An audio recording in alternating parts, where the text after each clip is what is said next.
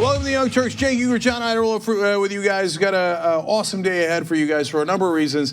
Not about an hour, in exactly an hour, Bernie Sanders will be doing a town hall that we will be covering on the issue of climate change. Now, here's how it's going to go. We got an hour programming for you guys, as we always do. Then the town hall on climate change, including Shailene Woodley, which is fun because of another announcement I'm going to tell you about in a second.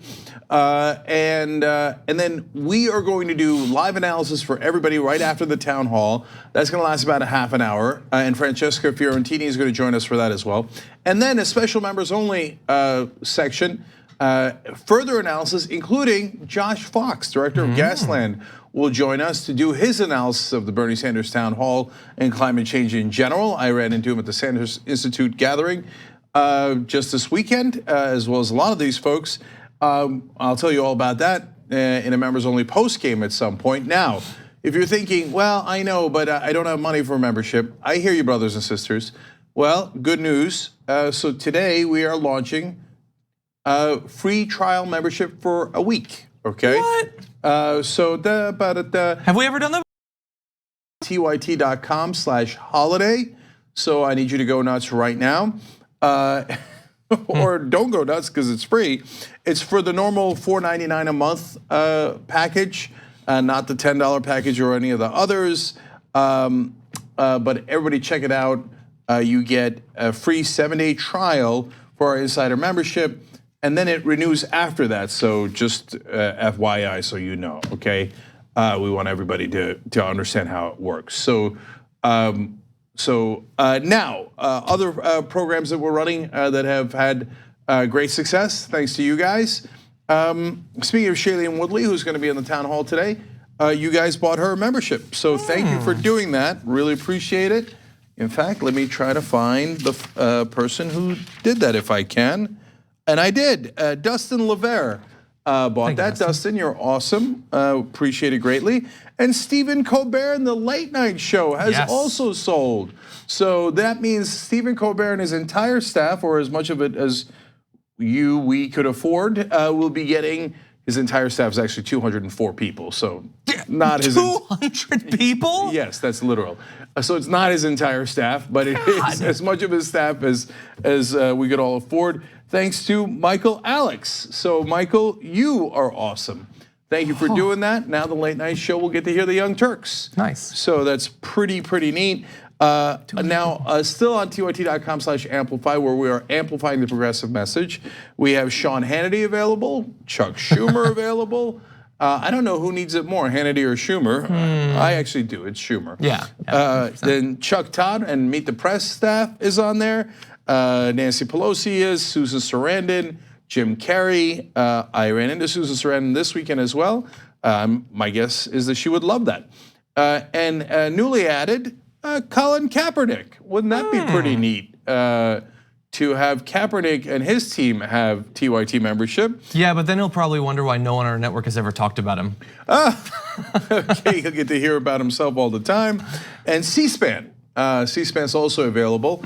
And Caroline Wilson had bought the package for Bernie Sanders. And I talked about that all weekend at the Sanders Institute gathering. And Caroline, your name was mentioned a couple of times, so thank you, appreciate that. So everybody, let's go jump in and make that happen. If you give under $1,000, it goes to journalism students. And that, according to some of the folks we've talked at the journalism schools, has been deeply appreciated. And then above $1,000 is those media and political figures that you saw a little while ago, okay? So, lots of news to get to, including our own. Ken Klippenstein with an excellent story that he broke, a really interesting one. So John, take it away. Okay, I just want to know, Stephen Colbert needs to have somebody from TYT on. He had the Pod Save America people. Yeah, it's like that's kind of the same sort of thing. You could do it. Okay, we've been around for a while. Well, hopefully some of his writers and bookers have TYT membership now. Maybe they're like, wait a minute, these guys would make great guests. I cannot believe that they have 200 people working there. It's a great show, but geez. Okay, let's move to the news then. Early this year, Donald Trump announced that he would be drastically cutting back humanitarian aid to Palestinian refugees, as he does on Twitter. He said, "We pay the Palestinians hundreds of millions of dollars a year and get no appreciation or respect. Why should we make any of these massive future payments to them?" That is a very, very mature way to express those thoughts. And it turns out that that was not just boasting. I'm sure somebody probably covered that tweet and then people told him, "Why are you just covering what he tweets?" But 2 weeks later, the US withheld $65 million of a planned $125 million payment to the United Nations Relief and Works Agency. By August, the Trump administration announced that it would cut all US funding for the agency. So once again, what he says on Twitter ends up becoming reality. And what's interesting is that just 1 day before that tweet, a cable actually went out from Israel to our State Department announcing that there were concerns inside of their government about what a cut in this aid would actually do. And we know about this thanks to TYT Investigates, Ken Klippenstein doing great work here. And so first of all, let's talk a little bit about why that cut in aid actually matters. So why would you hypothetically be concerned about that? Well, in September, the World Bank warned that the economy of Gaza was in free fall, noting that half the population lives in poverty, youth unemployment is over 70%. And according to Sarah Lee Whitson of Human Rights Watch, cutting that particular aid agency that we were talking about earlier, their assistance, medical care, and education for Palestinians will only escalate their grievances and anger, however much Trump and Netanyahu's goal is to bring them to their knees to acquiesce to giving up their rights and land. So sensitive documents coming out of Israel, we now have access to. Let's talk about a couple of little quotes from that. Speaking off the record, our contact cited particular concern with any move to reduce UNRWA funding in Gaza. He said that while the existence of UNRWA was a political poke in the eye to Israel, it nonetheless provided valuable humanitarian relief to Gaza. And COGAT, that's the Coordinator of Government Activities in the Territories, has long held the view that economic stability in Gaza is linked to its political and security stability. So COGAT is an element of the Israeli military, actually. The Ministry of Defense, I should say. And so they're assessing that Gaza's security situation will continue to worsen as the economic situation progressively deteriorates. This individual highlighted continued rocket activity from Gaza and said the dire economic situation was placing significant pressures on the general population. And so Donald Trump likes to say that this aid is just some optional thing that we give, no consequences. You might imagine that Israel might not even be in favor of it, but at least some components of their military and government are worried that worsening humanitarian situations inside of the Palestinian territories could be bad for Israel as well.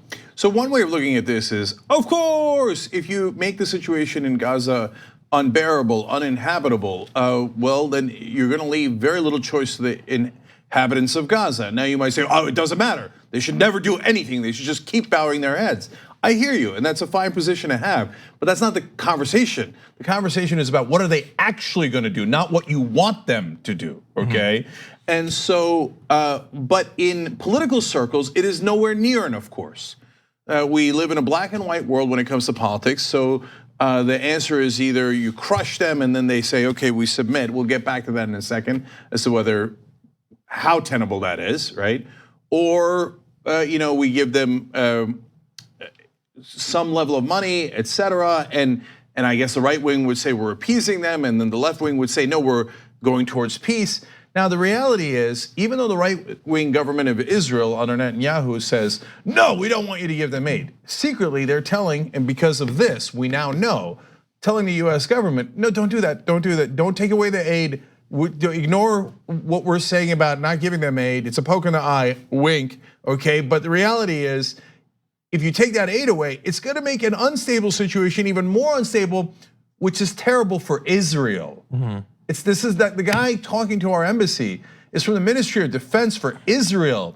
He's not overly concerned about the Palestinians, that's somebody else's problem. He's concerned about how it affects Israel, okay? And he's saying, it's gonna be terribly unstable, don't do that. So it's interesting on a couple of fronts. One is the different message you get behind the scenes as opposed to what you see on television, where Netanyahu and Trump come out and go, oh yeah, God damn it, don't give the Palestinians anything, why don't we give them anything for? And Trump apparently, maybe you would think to his credit, means it, goes, yeah, goddamn, what do I care about the Palestinians? Let's crush them. Meanwhile, the Israeli government's like, okay, good theater, okay? But let's be careful here. Yeah. And John's right, and Ken mentions this in his story. This guy that is quoted by our diplomats in the embassy in Israel doesn't necessarily speak for the entirety of the Israeli government either, and neither does Netanyahu. But there are significant branches within the Ministry of Defense that go, no, we can't cut the aid. Really bad idea. Again, not concerned about the Palestinians as much as they are for Israel, because clearly, if you're a thinking person, it is actually a complicated matrix, and there are reverberating consequences. In the black and white world of the right wing, there are never any consequences. Nothing's ever complicated. You just crush people and you move on. So finally, I want to come back to that for a second. So the idea is to make them acquiesce and submit, the Palestinians. Really? I mean, do they really think submit to what? I mean, they already submit to the occupation. And any effort to fight against the occupation, of course, if it's violent, is condemned by everyone, including us, obviously, right? But even if it's a diplomatic effort or an economic effort, Israel screams from the rooftops, unacceptable! No, so I already know that part. But what else do you want them to submit to? Just like a one-state rule forever? Or do you want them to come out and do a public statement? Okay, everybody's broke, nobody's got jobs, we're all crushed. Okay, we submit to Netanyahu for the rest of our lives. We don't even want a state anymore. We just want to be ruled by you. Is that what they want? Is that what they're expecting? That could be. Yeah, I mean, and that is the insanity of the conversation we're having now. So now some on the left are so frustrated, they're going, yeah, goddamn right, one state solution. Let's have a democracy in the Middle East where we have a one state solution and everybody votes, the Palestinians and the Israelis. See how you like them apples. Well, the reality is, for me, I never wavered from the two-state solution, and I don't like either one of those apples. I don't like the apple where the Palestinians outvote the Israelis, and I don't like it when Israel permanently occupies the Palestinians.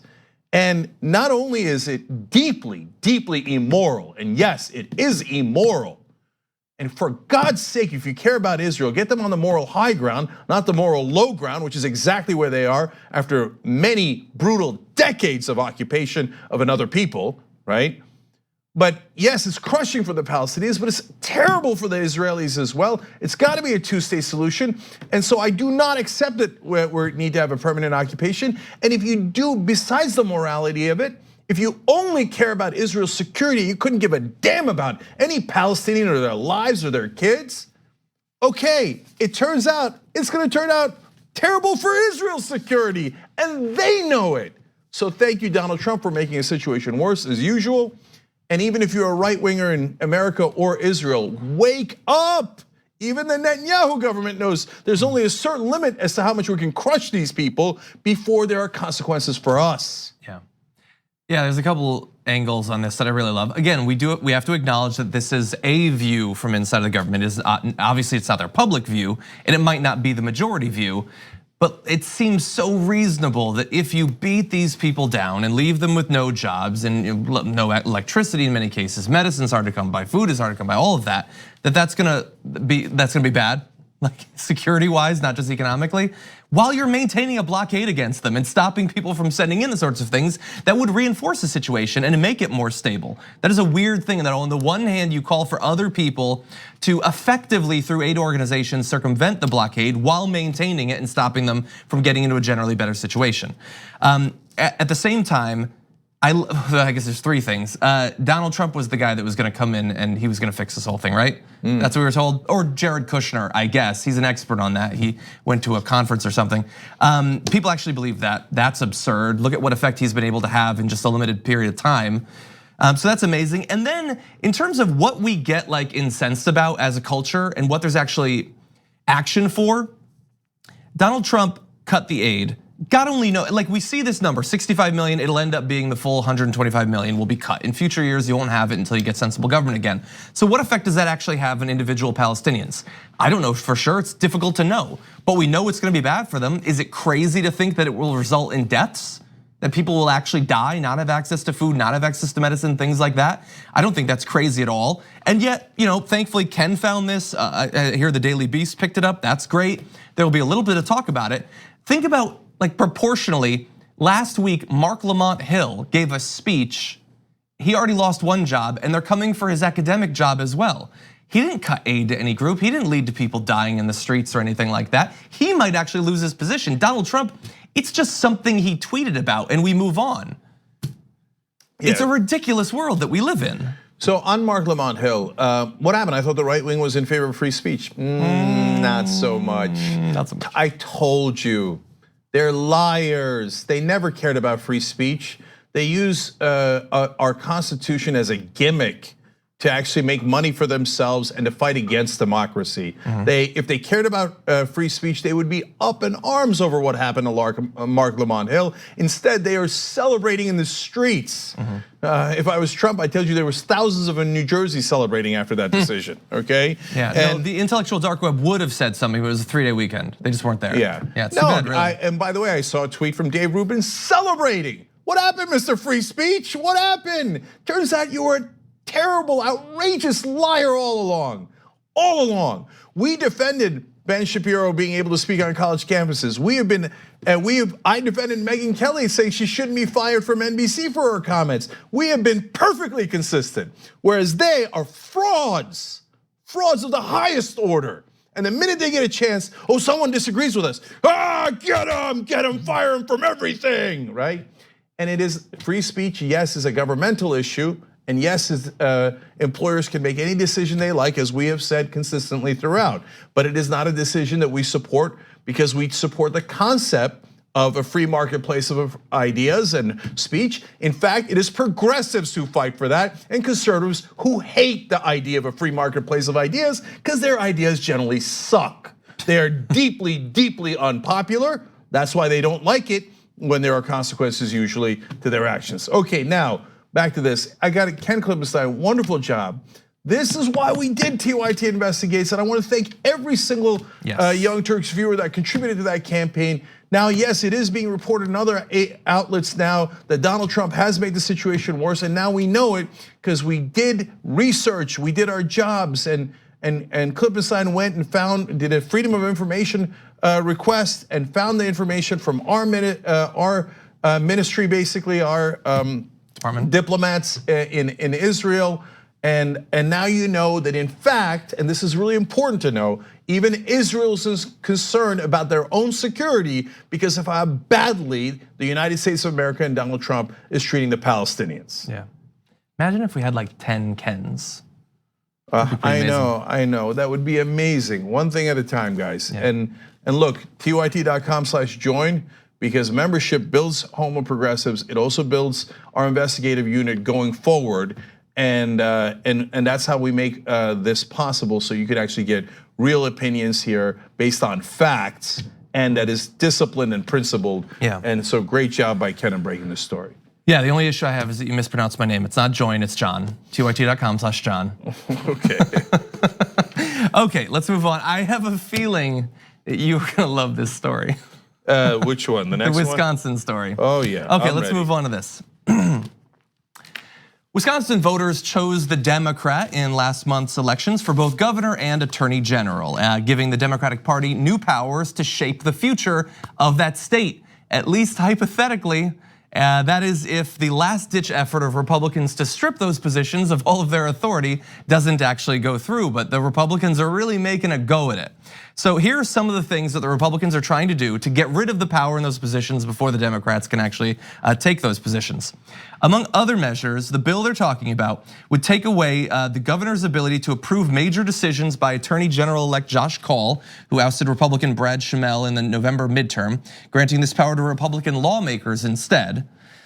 It would give the legislature, not Kaul, the authority to determine how money is allocated from court settlements. Lawmakers would also be granted the authority to intervene in legal challenges to state laws, including by hiring private attorneys to oversee the litigation instead of the attorney general. That particular power, if they were to take that over, would drastically change the future challenges to Wisconsin's approach to the ACA in that state. So there's other aspects too, but those are some of the big ones. Yeah, so let me begin the rage, and then we'll give you the details on more of the changes. This is the Republicans, as usual, not believing in democracy and exposing their hypocrisy in one fell swoop. So they did this in North Carolina as well. They are now considering it in Michigan. Whenever they have a state where Democrats have won the governorship and other important races, but they still control the legislatures, the Republicans are going in and going, all right, strip the power right away of the governor. And now in this case, the attorney general as well. Just get rid of their power, that way we'll maintain power no matter what the people of Wisconsin voted. Who cares? Democracy. It's just a gimmick. They don't believe in it at all. And so why doesn't the press call it out? In this case, it's super obvious. There's not a single blue state that says, oh, we got a Republican governor, Phil Scott in Maryland, Larry Hogan in Maryland, okay? That's not a legislature, this is a legislature. Okay, that's right. So Hogan in Maryland, well, why don't they strip away his power since they've got legislatures that are controlled by the Democrats? I'll get back to that idea because I think they should do that right now. I do, I'll explain that in a second, okay? But the press calls it even. Now, why? Because they're stuck in the 1990s. For some reason, Washington got stuck in a time bubble, and they still think that everything is like, oh, all politics is local. They said that was from the 1970s. Yeah, in the 1970s, there was no internet. That's why all politics was local, right? All politics is local. No, it's not. That's totally outdated. Oh, everybody's bipartisan and roots for the country over party. Now, there's good reason to say that in the past. I know it hasn't been that way for so long, especially for millennials who think, no way, when have the Republicans ever thought that? No, they did. In fact, George H.W. Bush, who passed away recently, wrote a letter to Bill Clinton, and I wanna read you a part of it because I think it gives you a sense of how Washington perceives the Republican Party, because this was their past. So he wrote a letter where just to Bill Clinton and left it at the Oval Office. And remember, Bill Clinton defeated him in the election, defeated him. And he said, there will be very tough times made even more difficult by criticism you may not think is fair. I'm not a very good one to give advice, but just don't let the critics discourage you or push you off course. You will be our president, and he underlined R, when you read this note. I wish you well, I wish your family well. Your success is our country's success. I am rooting hard for you. Good luck, George H.W. Bush. See, now that is a magnanimous guy. It wasn't just a transition of power, it was a transition of power to a guy he lost to. And it was a tough campaign. And it's not like Bill Clinton was overly fair to George H.W. Bush in that campaign, but he believed in the country, Bush did, okay? And so he really did root for Bill Clinton.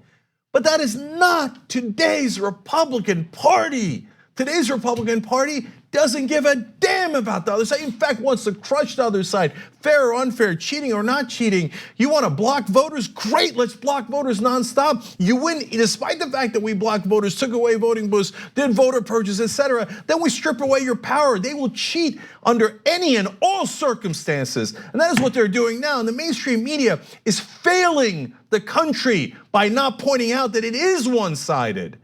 And now to the hypocrisy. Mitch McConnell blocked Obama's Supreme Court nomination, the nominee that he picked, Merrick Garland, for over a year, saying, hey, we gotta let the people decide. I care about democracy, wink. But wait, the people did decide, that's why they elected Obama as president, and he gets to make the decision. Yeah, but only twice. They only elected him twice. Yeah, he's like, no, we have to wait 14 months and let the people decide. Well, in this case, the people in Wisconsin decided they want Tony Evers as their governor. The Republicans like, we were lying. The whole time we were lying. We don't care about democracy. We don't care about the people deciding. No, we're gonna strip away the powers of the guys that you elected. That's who the Republican Party is. Yeah, the Merrick Garland thing. It is amazing to look back on that and see the way that it was covered. The minimal outrage that was expressed at that historic theft. Let's talk a little bit more about some of what the Republicans are attempting to do. The bill would also limit early voting to 2 weeks ahead of election rather than 6 weeks in some parts of the state currently. So not a big fan of elections, which is sort of understandable considering that they didn't win the last set. And it's because they're authoritarian by nature. You know, they have this stupid thing about like, oh, you know, we're not a democracy, we're a republic. Why do you hate democracy so much? We're a democratic republic, the republic where we have representative democracy. That's the point of the republic, is representative democracy. But if you think you're not going to win elections going forward, then you hate democracy. They don't care about the country, and they hate our system of government. All they care about is power. Yeah, well, similarly, I would say that their love for the Electoral College certainly has spiked recently. I don't know how attached they were to it a couple decades ago. Okay, the proposed legislation would also change the timing of the presidential primary in Wisconsin, a strategy Democrats say that is aimed at reducing voter turnout to improve the re-election odds of a conservative state Supreme Court justice. So he's gonna be up for re-election at that point. Rather than holding on an election date where there will be a lot of people voting, they wanna change it to a time when there will be less interest in the election, less likely that some challenger will be able to get out enough people to actually win that. So they're looking a couple of years in advance in that change and willing to completely manipulate state law to potentially, maybe, save the career of one judge a couple years in the future. That is pretty amazing. Okay. By the way, really fast, in mid-November, Governor Walker said he approved of this idea and other plans to limit the authority of his Democratic successor. We don't know for sure if he would have been okay with it when he came in as governor to limit it. Just on the way out, he's okay with it. Yeah, interesting how that works. All right, so look, you should always be checking out facebook.com/rebelhq. Why? Because whenever there's a progressive event, we try to cover it, and we did cover portions of this, the protest against this move today in Wisconsin, partly led by Randy Bryce, Iron Stash. Nice. And so, and whenever there's an event like this, like I said, facebook.com/rebelhq. Now, my bold proposal that we do likewise. Too many Democrats, not too many, almost all of them, my entire lifetime, have always said, oh, that's not fair, it's offensive, it's objectionable, it's not right, and then they leave it at that. No, it's time to strike back. So I do believe that Democratic legislatures that have Republican governors should immediately look to strip those governors of almost all of their power. Now, do I want that to be permanent? No, of course not. Do I believe that that's the right way of running things? Of course not. But the Republicans don't care about anything but power. So asking them to be nice is borderline stupid. They don't care about nice. They find that laughable. So when we object to their plans, they're amused. You think we're gonna move them by asking them, by pleading with them, by saying that we're offended? No, you only move them through raw power. So in all those blue states where you have a Republican governor, you should immediately strip them of as much power as you could possibly imagine. Get rid of it all until they cry uncle. And they go, okay. Yeah, of course, we meant democracy. We meant democracy, just kidding about stripping away power in North Carolina, Wisconsin, and Michigan. Until you do likewise, they're never, ever gonna listen to you. It's gonna continue to be one-sided. The press is going to help them by calling it even and equating lies and fascism with truth and democracy. So until then, strike back. Strike back right now. Make sure that those Republican governors in the Northeast have no power at all. And then go, how you like them apples? Okay, now you wanna sit down and negotiate? And so we do this right? If not, you know what? We can go further. You like taking away voting booths? I don't know why there's any voting booths in Republican areas in California and New York. I mean, look, I'm sure there's very good reasons why they all had to be moved into blue areas of California and New York, just like they do in Republican states. Very good reasons. Strike back immediately until you break them. That's the answer. Now, will anybody do that? Of course not. Because the Democrats are soft.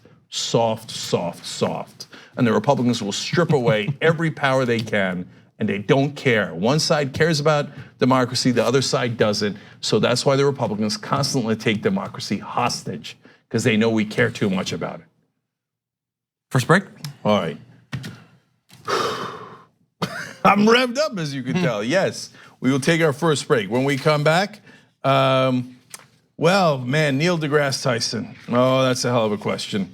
And he has been charged to some degree, in a matter of speaking, accused of some sexual impropriety. I'm curious what your take on it is. I'm gonna have a unique take as usual, okay? So buckle up, and then Is the Pope a good guy or a bad guy? We have some conflicting evidence. All that when we return.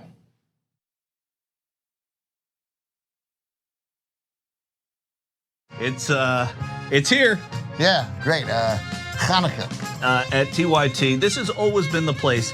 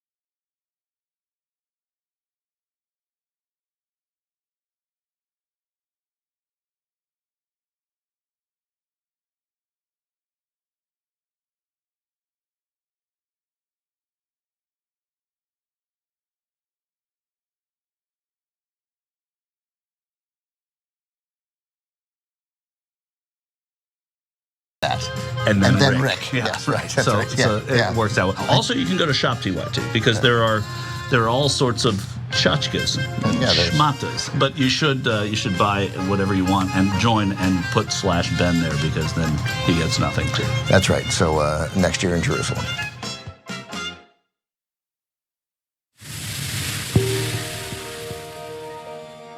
An 81-year-old woman has been awarded $2.9 million after she sued McDonald's. It wasn't like the McDonald's employee took the coffee, threw it on her. Who brings these frivolous lawsuits? All kinds of people that are jackpot justice oriented. The media in corporate America did a masterful job. Mrs. Liebeck became a joke. Businesses use a number of devices to keep the public out of the courts. In my line of work, you got to keep repeating things over and over and over again for the truth to sink in, to kind of catapult the propaganda. I was burned so severely that they didn't think I would live. Are you going to show me the burns? What? Yes, if I saw injuries like that, I would definitely take a different view of it. She was drugged. She was raped, gang raped. She had to have reconstructive surgery, sir. Ms. Jones has had her day in court. 4 years to fight to get in court is not a day in court. The Appeal was a book I published. It's completely fiction, and it's completely true. It's a story of the purchasing of a Supreme Court seat in Mississippi. It's a good payoff. You put money in a judicial race, it can have literally $1 million impact on your company. The U.S. Chamber mounted a very, very large and expensive campaign against me. When you're pregnant with twins, it's really important to determine how many placentas. When I went in, it should have been immediately followed up with an ultrasound. You just want to change what happened, knowing that it was preventable.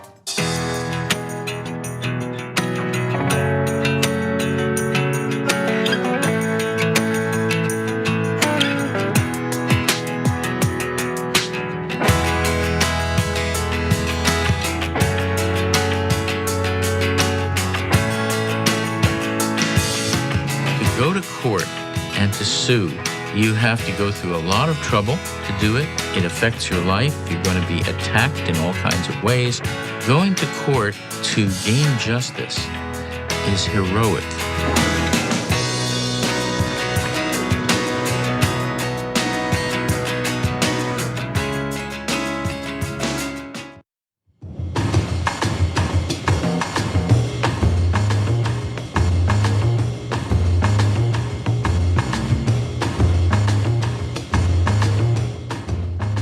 All right, back on the Young Turks. Let me read names of folks who gave to the Amplify program. Chris Toomey from Lake Charles, Louisiana. Thank you, Chris. Appreciated 3 memberships to journalism students. And by the way, when you get 150 or above, you're gonna get an exclusive TYT t-shirt for this campaign. And like with the investigative reporters, when I see you guys with those t-shirts, I know you made stories like the one we just reported possible. That was totally you. Thank you for doing that. Catherine Gaeta from Oregon, same thing. Catherine, you'll be getting a t-shirt. Umberto Moriara from San Francisco just gave $500. So he's also going on the honor roll on tyt.com. Umberto, you are awesome. Thank you. Scott McGregor from Wisconsin, of all places.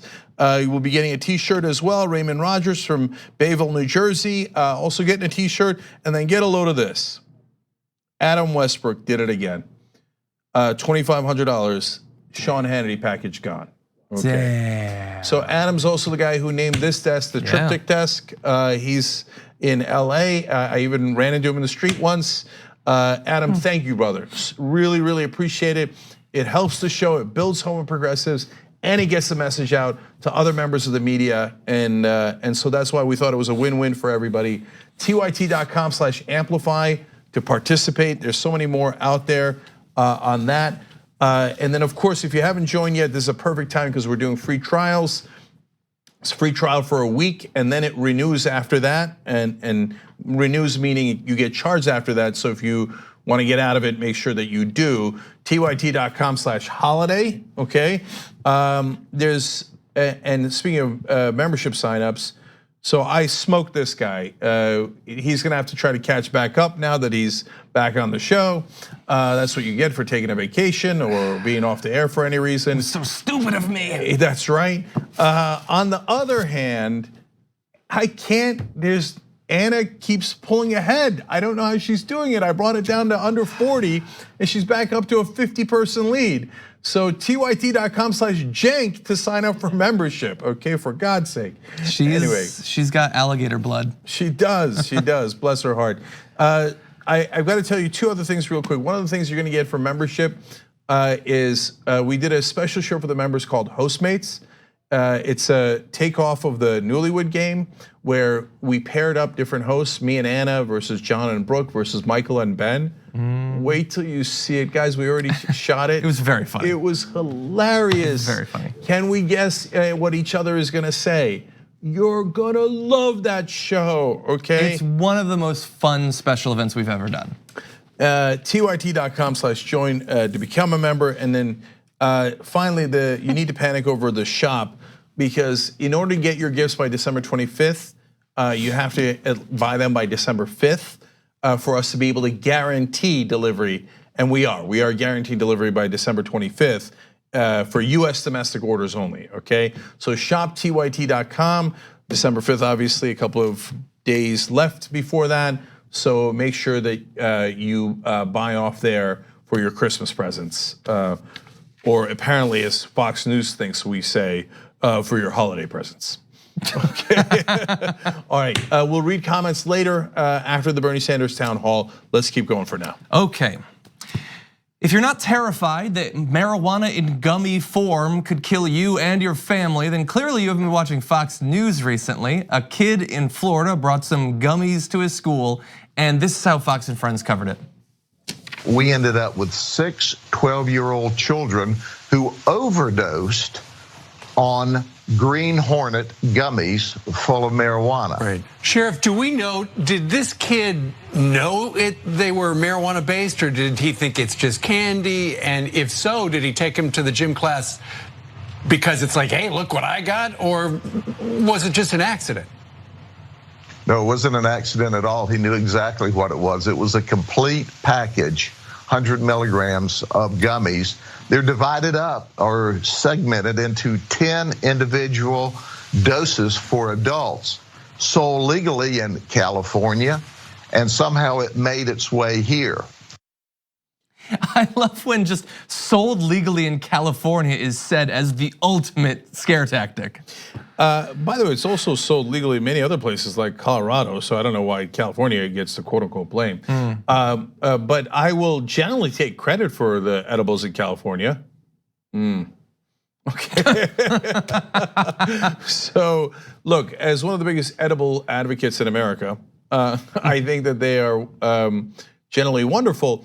But we're not like Fox News, so let me be clear that should you be careful? Of course, the world's not black and white. Either edibles are awesome and everybody should have them, okay? Or they're dangerous and they kill people and no one should have them. The reality is, I am a little worried about all the candy and the cookies, because kids and other people can accidentally take them. In fact, I got news recently that a woman who's a little older ate a cookie at someone else's house, not knowing that it was an edible, and obviously she'd never smoked before, she'd never done anything before, and she freaked out and she had to go to the hospital. Now, was she okay? Yes, I told her, like, give it a couple of hours. I know she's gonna wanna go, and bless her heart, let her go, right? And she reported back that she began to see pink elephants. Okay, which is possible, and hence the reason to take edibles. Yes. But they must be clearly labeled, and generally speaking, they are. But sometimes those are. Yeah, but sometimes people do leave it out, and you really should be very careful about that, because if kids take it, or even people who are unfamiliar with it, they're gonna get freaked out, and it could have trouble. But do people die from it? No. There's never been a reported case of anyone ever dying from marijuana. Now, you wouldn't know that if you watch Fox News. It seems, oh my God, ODs and everybody, they go there. You'd think that there was a massacre at the school. Oh no, that's the guns that you advocate for. That's what creates massacres at schools. But they're trying to tell you, no, the real danger is pot in the schools. It's gummies. It's gummy bears, they're coming for your kids. Yeah, you gotta label things. I mean, I've told the story about when my friend left out a tray of brownies and I ate a bunch. And I got higher than I've ever been in my life. It was a bit of a disaster, but it wasn't labeled, it should have been. And it was kind of fun in the end. And so here's the thing, we've been sort of alluding to their worries about death coming. Well, we've got 2 more videos for you. In this next one, before they're concerned about death, they're first concerned about advertising. Why is it that they're advertising to kids, as you'll see? Sheriff, I'm thinking 12 years old. We were 6th grade, 5th grade, 6th grade then. I mean, you're just learning about life. No one's even thinking about, you haven't even kissed a boy at that point. How in the world are you seeing more of this where kids, not even teenagers, they're 12, where they're getting their hands on drugs? But think about it for a minute. If this is truly medicine for the very sickest, why are we packaging it for children?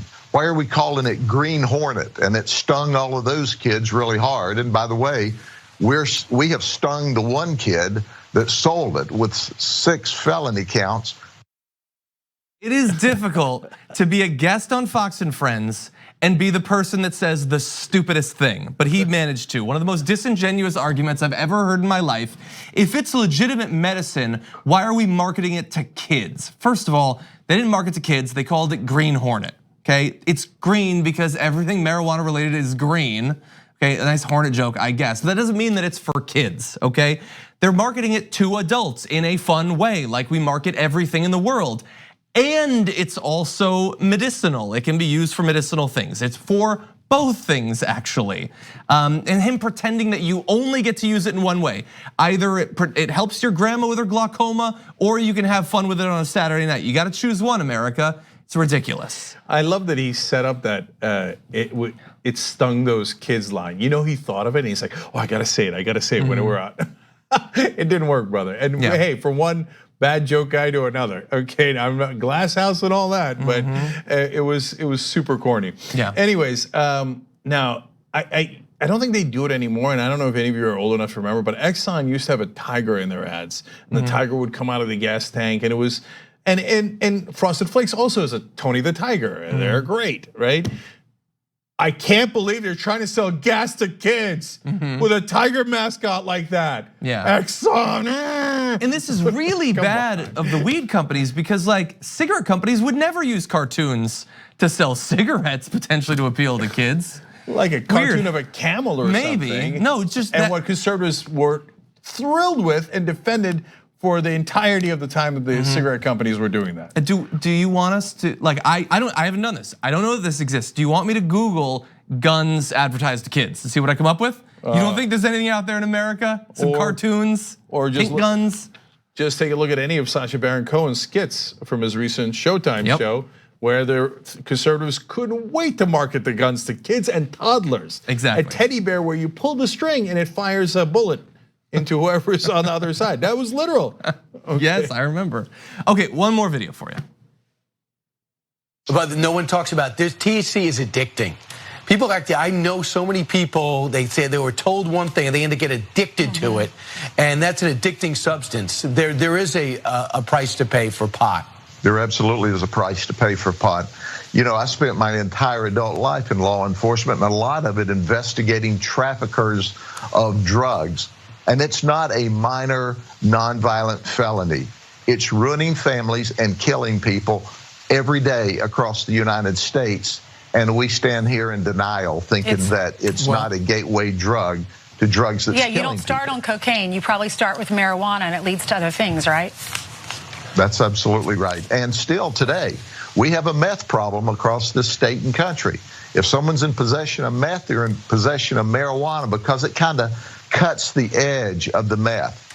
And then they use the marijuana and the meth, and they go out and kill themselves or overdose or kill someone else. Right. Yeah, that makes sense. Yes. Brian Kilmeade, has he ever smoked a single bit of weed? Has he ever, it's an addictive, everybody just getting addicted to it. There are very addictive things in this country. Yes, there is social addiction. You can be habituated to things and stuff like that. But on the list of addictive substances, marijuana has got to be placed very low. And it's not killing people constantly. It's not selling or using marijuana is not a violent crime.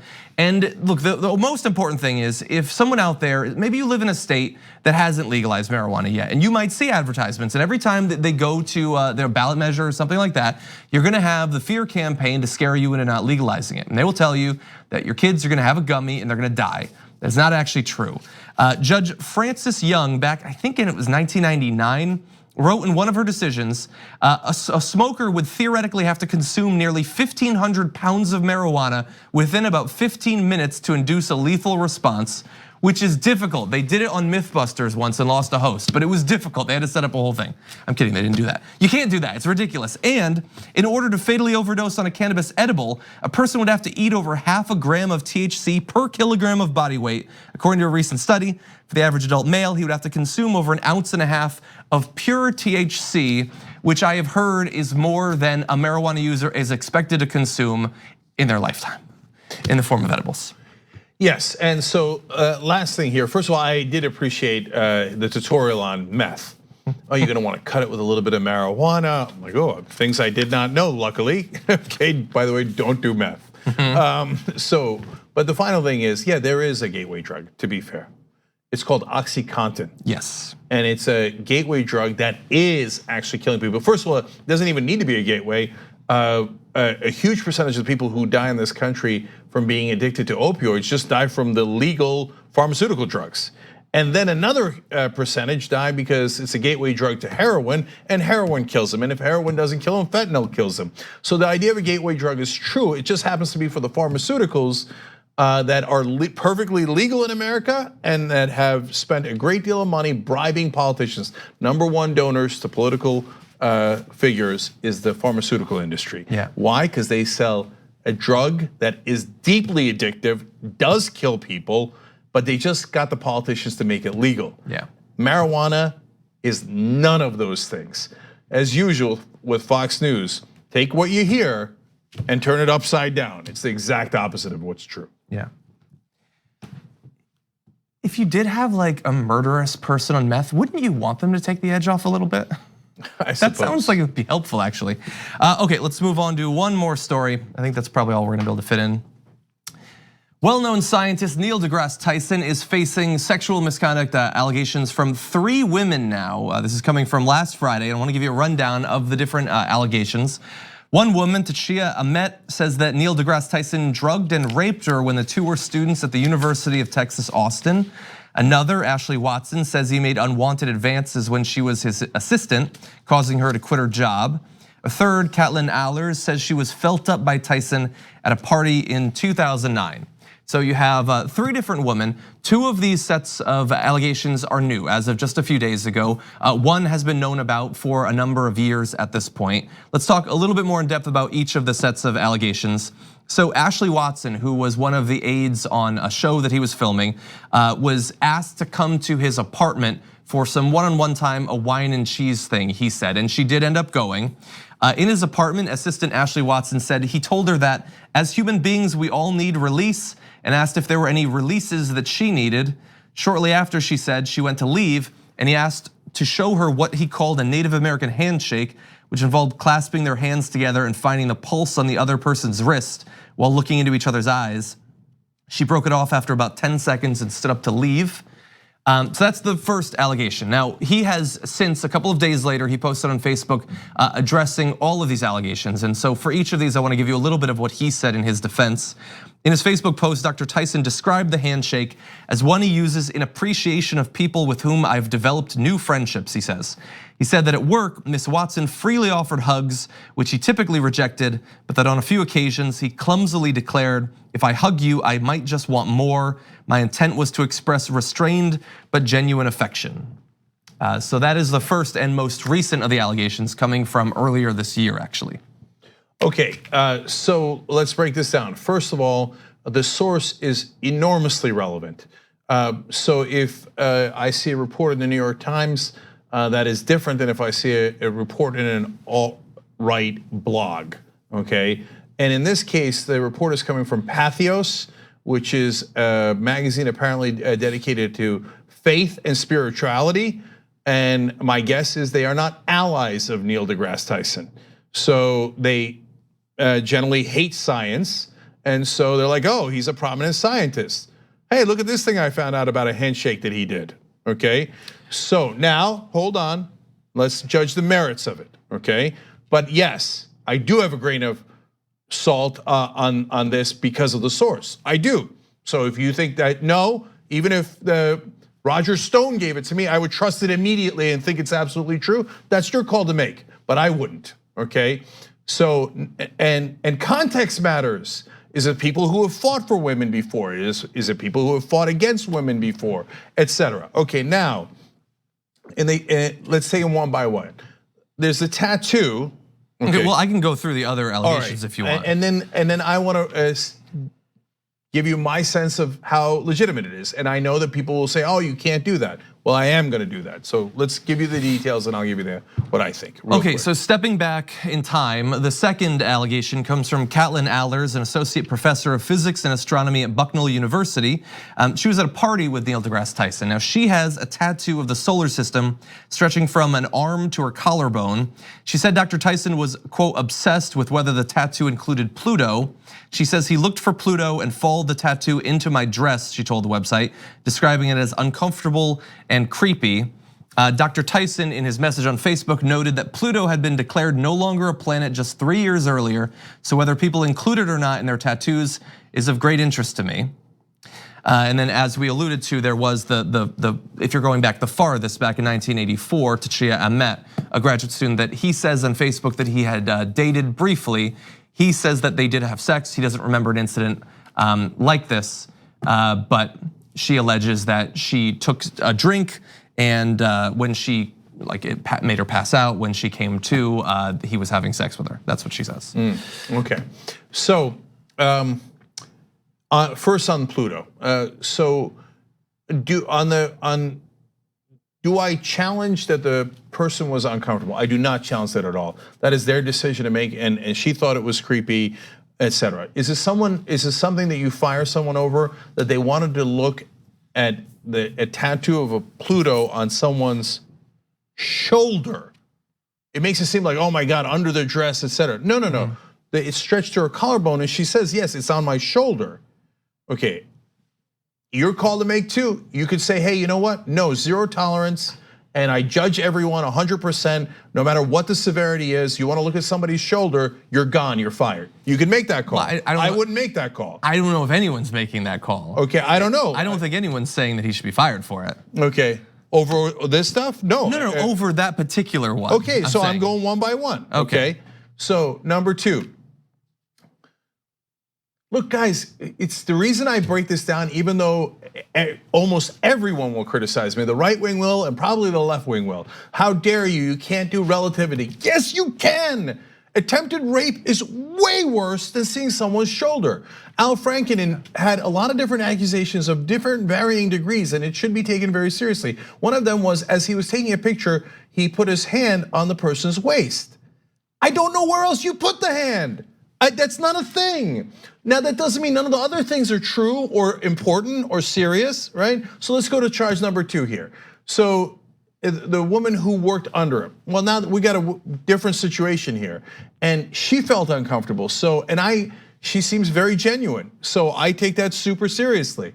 Now, whether you want to fire him over is a good question, because the only thing physical he did was do a handshake. And he says, and for now, I don't think that she's on the record disputing this at all, but I definitely want to hear her out on it.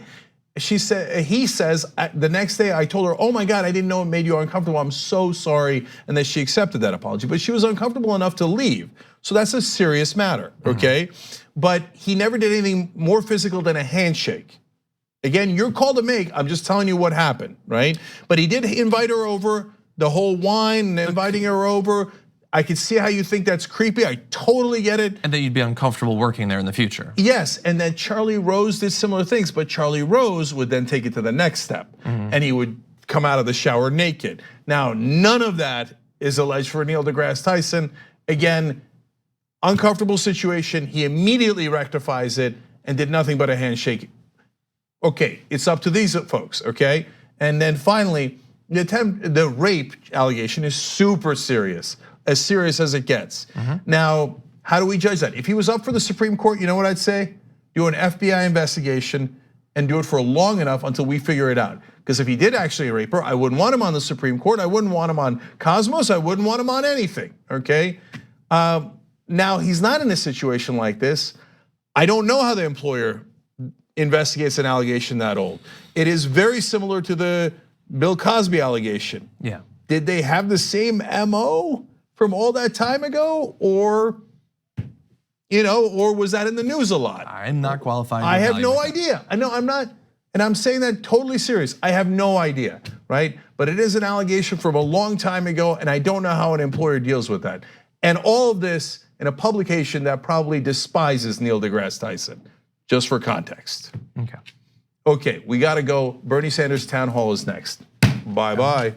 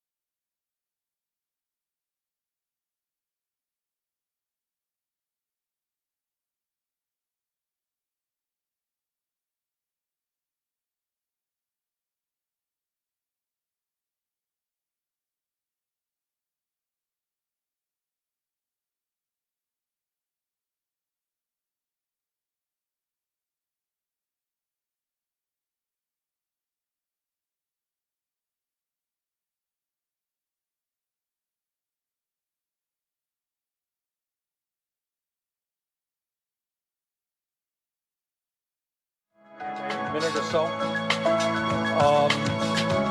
What we are trying to do tonight is be part of a revolution in terms of the need to transform our energy system away from fossil fuel and to not only save the planet, but create millions of good-paying jobs in the process.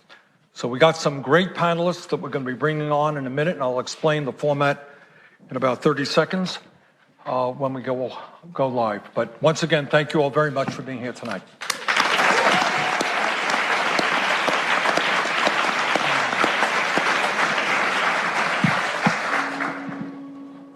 A dire warning this morning from climate experts. A UN panel says governments around the world must take rapid action to curb rising temperatures, or else millions around the world face future disaster. A record-breaking heat wave, and things just keep getting worse. لأن الأمطار تسببت بثلاث وفيات. Wildfires rage as far north as the Arctic Circle, a suffocating severe heat wave. Things like tornadoes, which you normally don't get. At least 24 deaths have been blamed on the storm. Record rainfall is devastating entire communities. My neighbor called me up and he was like, the fire's at the edge of our community, and he said, I'm gonna go out there right now with some shovels and a hose to try and put fires out because the fire department was just spread too thin. I know from the facts as a senior climate scientist that climate change is real and it's affecting us now. The good news is that all over the world, people are beginning to figure that out and beginning to step up. There are alternatives to using intensive carbon-based fuels. We should be moving in that direction. Never before has there been such a unifying issue as climate change.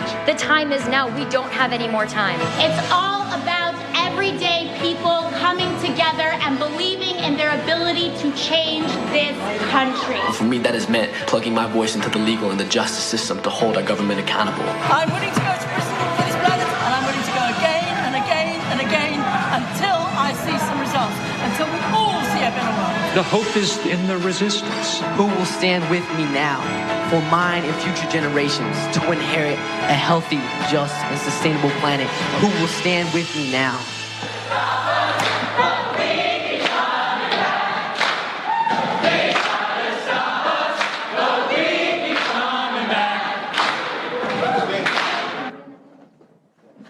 All right.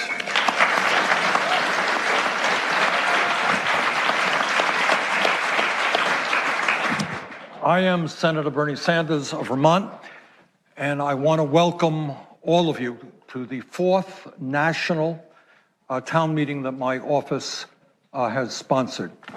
Our first one dealt with the need to make sure that health care is a right in this country, not a privilege, through a Medicare for All system. Our second town meeting dealt with the grotesque levels of income and wealth inequality. Third town meeting dealt with foreign affairs and the Iran nuclear treaty. Tonight, we are dealing with what the scientific community tells us is the great crisis facing our planet and facing humanity, and that is climate change. Before I go any further, I want to thank the live audience, the folks in this room and the spillover room downstairs for being with us at the Hart office building tonight. I want to thank the panelists who have come literally from all over the world to be with us tonight. And I want to thank the progressive online media outlets who are helping us live stream this event. And they are the Young Turks, Now This, ACT TV, Attention, The Years Project, The Intercept, The Nation, and The Guardian. And interestingly enough, I want to thank two mainstream media outlets, CBS and CNN, for live streaming this as well. And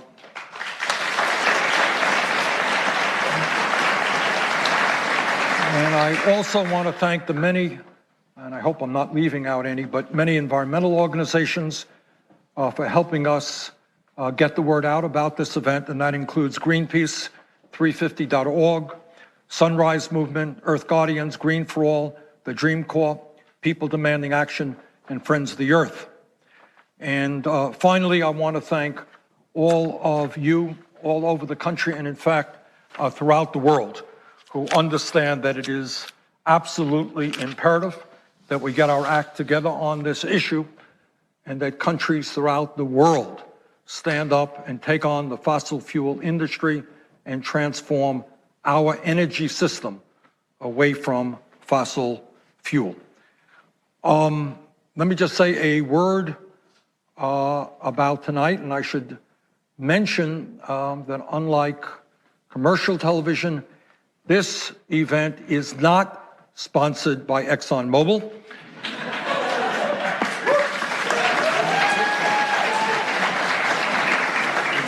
Nor is it sponsored or paid for by the Koch brothers, who have made most of their fortune in the fossil fuel industry. Let me briefly explain the format for tonight. We're going to have 5 separate segments, each led by an expert in the particular aspect of climate change that we will be discussing. And let me mention their names now and thank them very much for being with us. And I will formally introduce them during their part of the discussion. And these expert panelists are Dr. Brenda Eckerzel,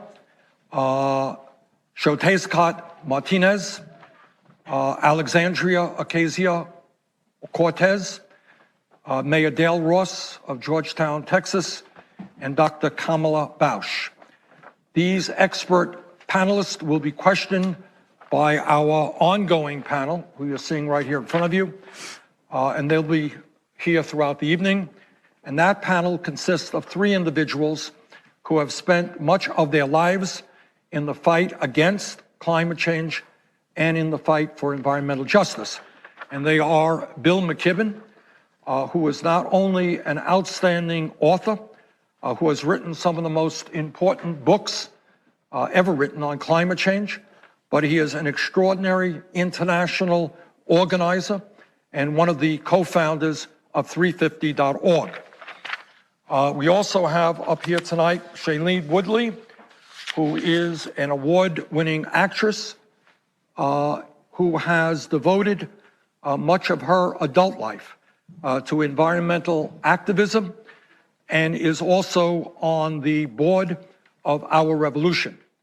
And lastly, we have with us somebody who I think many of you know. Van Jones is a political commentator on CNN and has long been an environmental activist who served as President Obama's special advisor for green jobs and is the author of several best-selling books on climate action.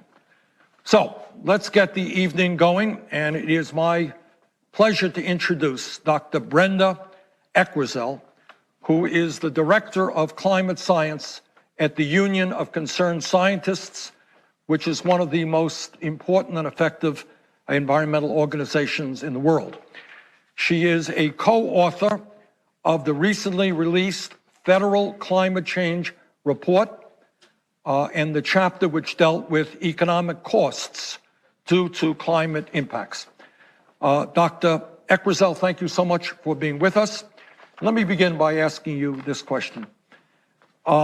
President Trump has indicated on many occasions that he does not believe that climate change is caused by human activity, and he does not believe that climate change is a threat to our planet.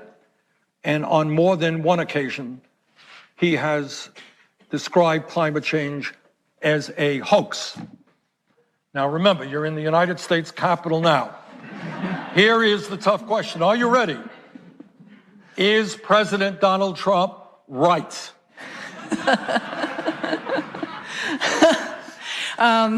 I can say that 97% of scientists agree that climate change is real.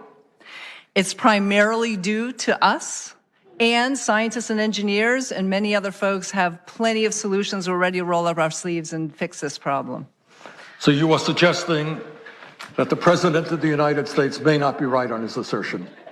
I don't want to put words in your mouth. Thank you. Thank you.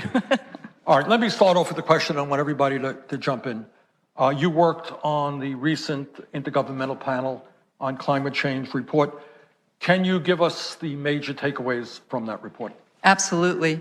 The main finding of the 4th National Climate Assessment is that climate change is not some problem in the distant future. It is here, it is now, and it's happening in every part of the country. The other aspect of the report is that we already know that we have had wildfires, drought, and hurricanes in 2017 and 2018 that exceeded the cost of $1 billion per event, per disaster. And some far exceeded those costs. For example, by $90 billion, $50 billion, and $125 billion for Hurricane Maria, Irma, and Harvey. So it's no surprise that in our chapter of the National Climate Assessment, we find that if carbon emissions continue unabated, that the U.S. could endure annual costs of over $100 billion in some sectors. However, if we did go on a low emissions pathway, we could reduce those damages to the U.S. by nearly a half in the labor sector and by nearly 60% in the extreme heat mortality sector. Well, look, first of all, many thanks for being here. You know, I had the privilege just before we came of getting to sit down with 8 or 9 of the people who survived the fires in near Chico, in Paradise and Magalia and those other towns there in Butte County. That's what's happened at 1 degree Celsius global temperature rise.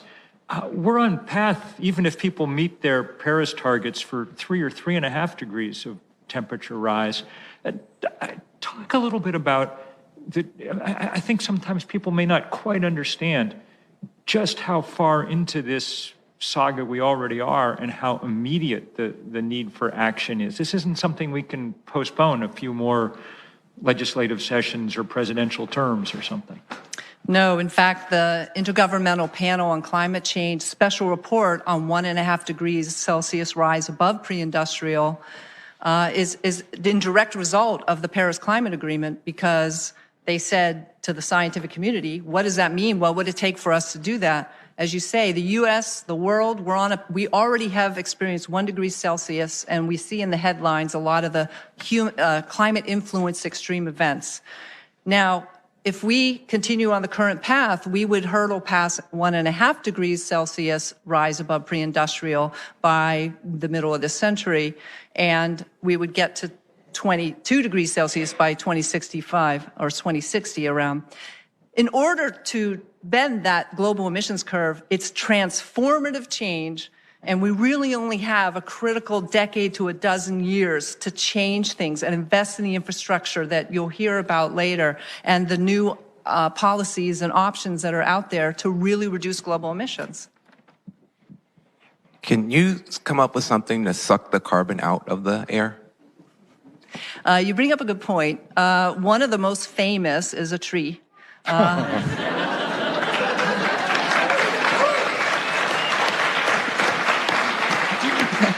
As scientists and engineers, we have not done better than photosynthesis. And there's a lot of good blue carbon that's called out there. It's, you go out there on our coastal waterways and we can see offshore the seagrass, in many places around the world, mangroves, a lot of good carbon storage. However, what that special report tells us that if we go past 1.5 degrees and we go to 2 degrees Celsius, that's a big difference in sea level rise.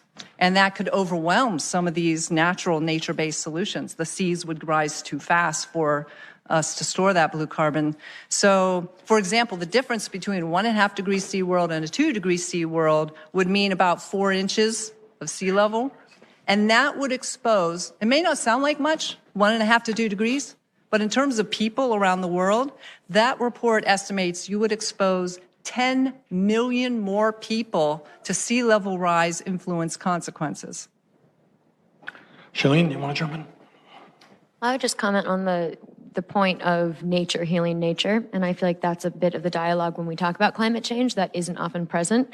And when you say, what can we do right now to work with nature and conserve nature that will prevent us from getting to that 1.5 degrees? Is that a part of the dialogue at all from your standpoint? Absolutely. Nature-based solutions not only help store carbon, but often they help protect people and make them safer. The fact that wetlands in Louisiana used to be far offshore, and when storms and hurricanes would come, they would protect them. But now its sea level rise has eroded so much that now when a Hurricane Katrina hits, it's so close, and the storm surge is really devastating to Gulf Coast communities and many shoreline communities. Let me ask you this. I mean, we're all familiar with the horror, the absolute horror that took place in California. We are aware of the acidification of the ocean. We're aware of rising sea levels. We're aware of the increase in extreme weather disturbances. If Donald Trump and the fossil fuel industry wins this debate, tell us what the planet looks like in 20 or 30 years. So we really start seeing things happen after about 2030, our choices. But what we do today is already potentially unleashing some very dire consequences in Antarctica. So it may not happen right away, but if we go past certain thresholds, we may be unleashing a destabilization of the West Antarctic ice sheet, which could cause massive sea level rise. So we really want to hold that. And what does the implications, I mean, you know, we all know, what does that massive sea level rise mean to coastal communities all over the world?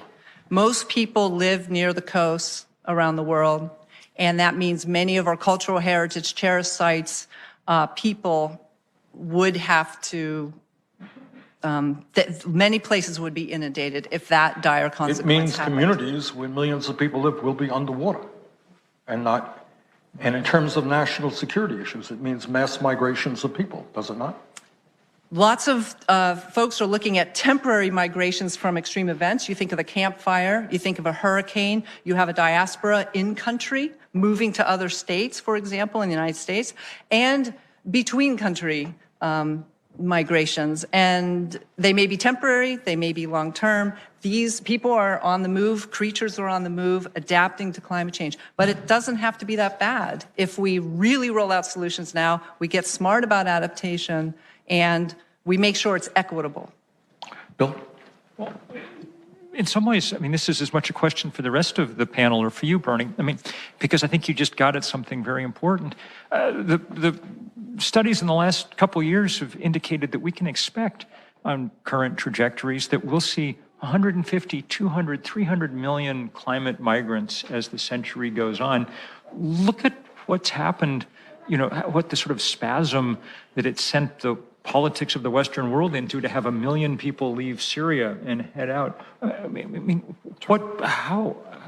we've got to be thinking about all kinds, not just, we have to be thinking about all kinds of things in big new ways now. Right.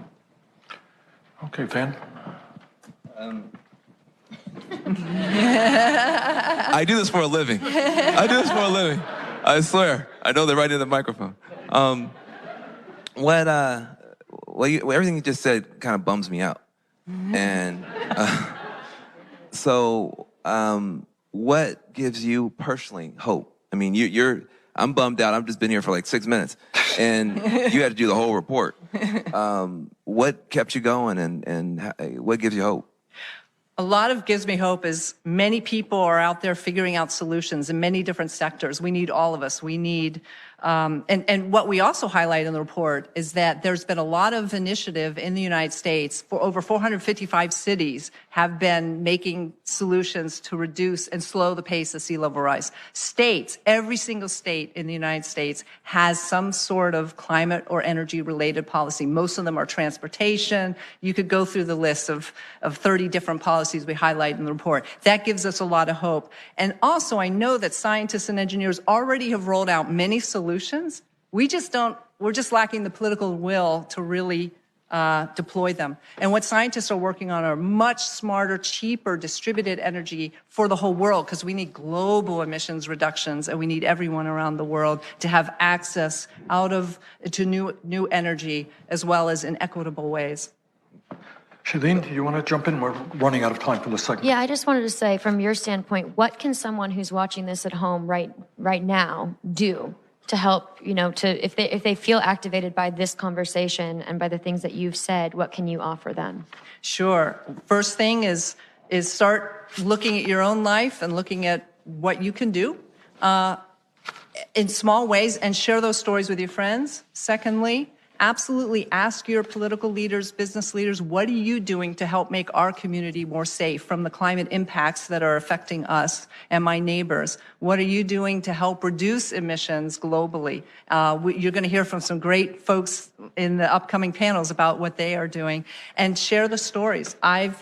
Every day I try to reduce my emissions and figure out new ways and stay abreast, keep abreast of the science, and share the success stories, because it's actually a more fun and interesting world. A lot of public health benefits from a lot of the renewable energy solutions, more forests, more carbon reservoirs. It's going to be hard, but we're ready and we have to get to work now. Let me thank Dr. Ecclesall for being here and point out that it was not only the Intergovernmental Panel on Climate Change that issued a report. Recently, we had a report, was it 13 agencies of the federal government? And all of these reports make a very simple and profound point, and that is the time is late. And as a planet, that means countries all over the world, not just the United States, not just Russia or China. Countries all over the world are going to have to stand up, take on the fossil fuel industry if we are going to leave our kids and our grandchildren a planet that is habitable. This is a crisis situation. It is unprecedented, and we've got to act in an unprecedented way. Doctor, thank you so much for all that you're doing. Thank you for your leadership.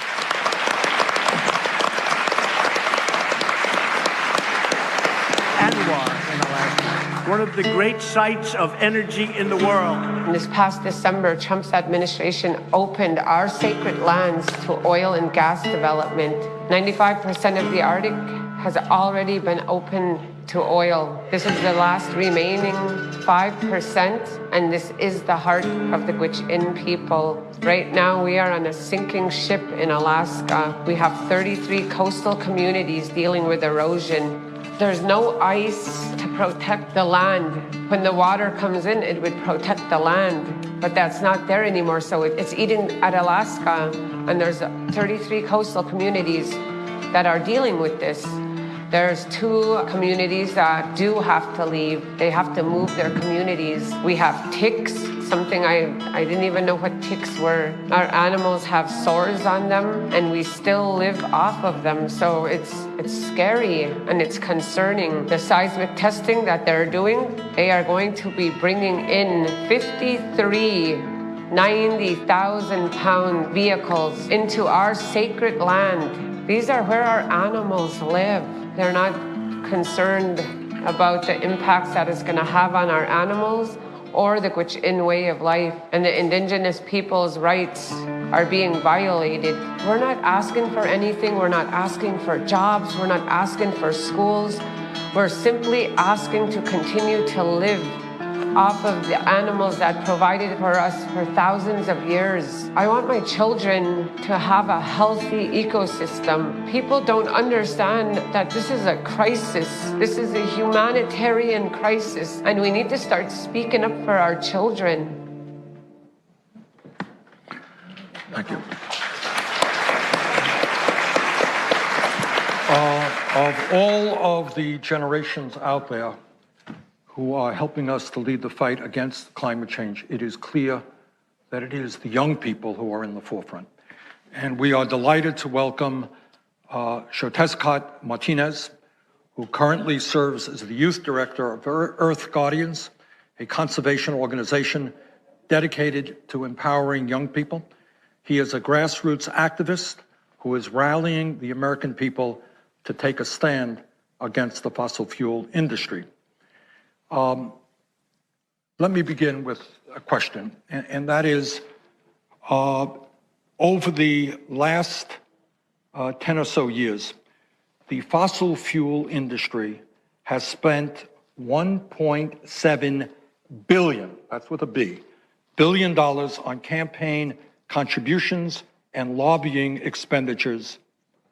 And I can tell you from firsthand knowledge, I've been running all over this country, that in state after state where there are environmental initiatives on the ballot, the fossil fuel industry has been spending huge amounts of money trying to defeat those initiatives. Further, the vast majority of members of Congress, in fact, take contributions from the fossil fuel industry.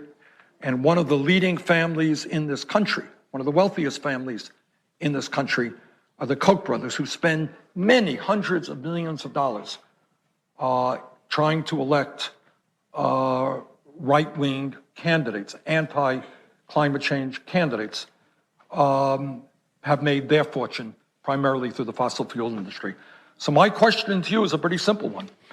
Given the enormous power of the oil, gas, and coal industry, how can the American people stand up to these powerful special interests and do what has to be done for our planet? Grateful to be here. Thank you for having me. Appreciate everybody on the panel. As you made it very clear that the fossil fuel industry is not only contaminating our water, polluting our air, making our communities sick, but it is polluting our politics. And it has been for a very long time. And when I was a little kid, growing up, I continued to see that growing up in Colorado, where we experienced a lot of impacts from natural gas extraction, where members of our community are getting sick, where it's contaminating our water, where friends and family members of mine are now being put in greater and greater peril due to the expanding of this industry. This issue is less and less about, red or blue, because we see in our state where progressive Democrat politicians are claiming to be representatives of our future, of our people, claiming to care about climate change, claiming to care about clean jobs, when they're taking massive campaign contributions from the natural gas and the oil corporations. For me, it's been very clear that this isn't about, the left or right wing. This is about politicians that stand up and represent the best interests of our community, of our people, and those that are going to be backed by the fossil fuel corporations. And I think one thing that we've seen is that historically it has been politically risky to stand up to the fossil fuel powers as politicians. And I think that my generation is very different. That young people in the world today have a different understanding and perspective on the world, because yes, we are the future, and yes, we are at most at stake because of what is yet to come, but we are also here now. And I think that gives us a perspective of pushing the agenda so that it is politically risky to not stand up to the fossil fuel powers. Well, that's exactly where I wanted to start off with. What are you seeing? You get around the country. What kind of activities are you seeing your generation getting involved in that older generations are not? Definitely. I think one thing that I've seen very clearly is that our generation is more connected than any generation in the past has ever been. And that's for various reasons, right? Social media and information and technology that connects us as a global community, but also because of things like pipelines that are connecting communities in the tar sands in Alberta to communities in rural Nebraska. And you see that throughout the fight to end the Keystone XL pipeline, the Cowboy and Indian Alliance was an example of people from very, very different perspectives, different communities, different ways of life, different belief systems were connected by a threat to their way of life, to a threat to their water. So continuing to look at issues like Standing Rock, when you see the connectivity and the people that it inspired and brought together from walks of life all over the place, like this is something that is unifying us as a national community, as a global community, that people are beginning to recognize that this is bigger than any one of us, because this is bigger than politics. This is bigger than the environment. This is bigger than just rising sea levels. This is about our way of life. As you saw in the video that was just played, as you hear in the news frequently, like this is about people. This is about humans. This is about the fact that our generation, my little brother, my little sister, their future is threatened by a crisis that politicians have spent too much time, separating it and making it a partisan issue, and really tainting, I think, what needs to be a unifying space. And I think climate change has the opportunity to bring people together from a space of hope, in a space of opportunity, in a space of solutions. That is, I think, what is going to connect and unite all people. Because when we look at these fights, it's not just to protect clean water and to end these pipelines, but we see communities all over the place that need clean jobs, that need jobs that can really support an economy that is going to be thriving. And that's, I think, the place where we can come together on this issue is building economic prosperity, is building a healthy, safe, sustainable planet for the next generation. Bill, did you want to jump in? Well, Van, did you want to? I was going to say something similar to what you just said, Bernie, but I do feel that, past paradigms surrounding climate change, there's a lot of fear involved, and people tend to retreat when they hear about it, or I'll just go live over here by myself and protect my family or make sure my community is safe. But we don't really have the luxury to do that anymore. It really is a community. You have to be involved with your community. So is there anything that you've noticed with our generation and the generations that are to come and the people who are still here? That sounds so funny. Sorry, I didn't mean it like that. Every generation on the planet. How people are working together in a new way because of this new sense of connectivity? I think the narrative and the story that inspires people the most is when we communicate well that this has to come from a place of love. And I think that is something that people all across the board can connect and can relate to, because for me, when I think about why I've spent the last 12 years of my life, I'm 18 and I started getting up onto a stage when I was 6 years old to talk about these issues. And when I think about the sacrifice and the time and the energy, it's not about a crisis or about an issue or a problem. It's about the moments and the magic and the places I've been and the culture and the music and the food and like everything beautiful about human existence, right? Those beautiful things, the memories, like the small things, right? And that is what we are fighting to defend. That is what is worth fighting to defend. That is worth setting aside what we disagree about, setting aside what separates us and what divides us, setting aside these different things in our system and our society that separate people.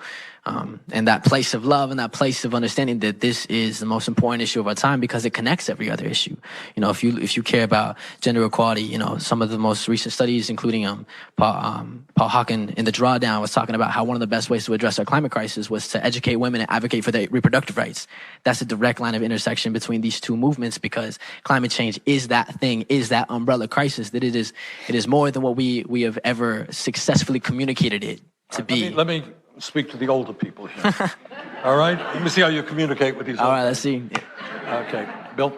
Well, I completely get fear and hope and love, all those good things. Mm-hmm. But I think sometimes I channel my inner Bernie and just get pissed off too. And to go back to the question, you just lived through this thing in Colorado where the oil industry literally outspent community activists 40-1 in a successful effort to beat a bill, not that would have banned fracking, would merely have banned it in people's front yards and schoolyards and things. 40-1, they spent $40 million. One of the things that the Sunrise Movement has done so well is try to get politicians on the hook. Are you going to take money from the fossil fuel industry or are you not? Do you think, next time an election comes around, do you think this is an issue that moves young people? Do you think if they look at two politicians and one of them has some money that came in from Exxon and the other doesn't, that's going to make a real difference in how people vote? I definitely think that what we can see is that exciting and inspiring and speaking to the younger generation is going to be something that politicians are going to need to learn how to do better and better every election cycle. And I think that young people feel disenfranchised and disconnected from politics often because they feel like their voices aren't represented and aren't heard by politicians. And I think that, different people that are represented in politics, like Alexandria Acacio, who's about to come up and just tear up the mic. I'm excited to be witness to it. Is that there's this level of relatability and connectivity that we see there. And I think part of that is, yes, we love politicians that speak to us, but at the same time, there's that accountability method, that measure that needs to be held for all politicians, regardless of how good their game is. We have to hold them accountable.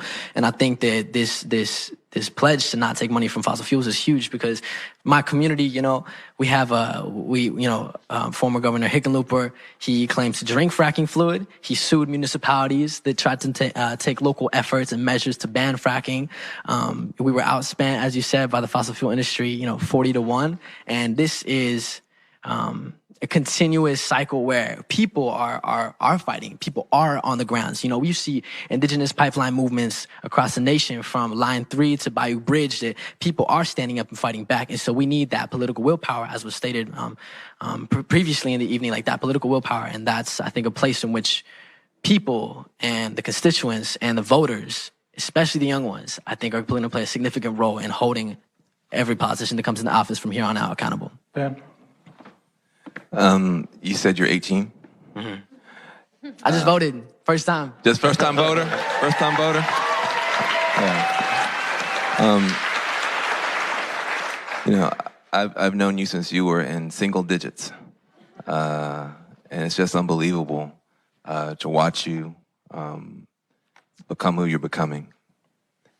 The one thing about you that I've always marveled at is that you talk about politics, but that's really not your thing. You've always been an artist. And I think that we're in a time when, you know, the politicians and the business leaders and the military, like the military can't keep us safe from climate change. The politicians can't pass a bill. Most business models eat up jobs, give jobs to robots, not people, hurt the planet. So the people who we usually look to, you know, normal times, politicians, business leaders, generals, they can't help.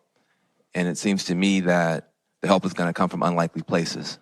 Mm-hmm. Artists, you know, mystics, you know, strange people like these people. But you're an artist, man. And I just wonder, before you go, if you would just bless us with some bars. Y'all down? Bernie, you down? All right. Throughout history, I think the great artists that have represented the times have been the ones that have been champions of the people, from Bob Marley to Tupac to John Lennon, you know.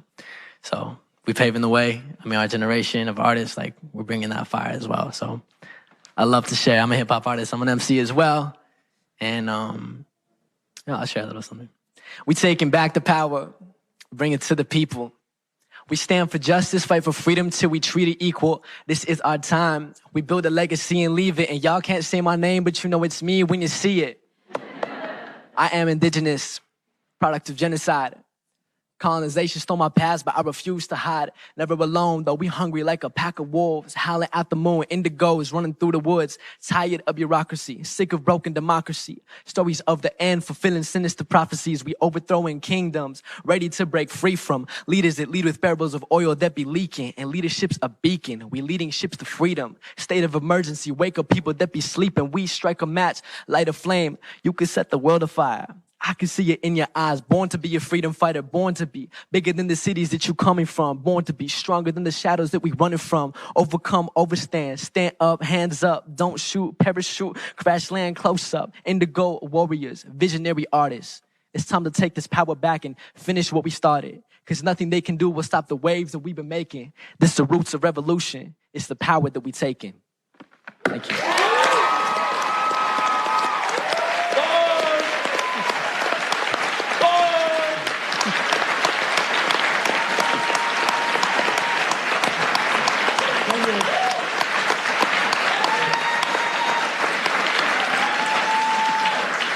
I think I can say, without fear of being wrong here, that this was a unique presentation in the halls of the United States Senate. All right. Thank you so much for being with us.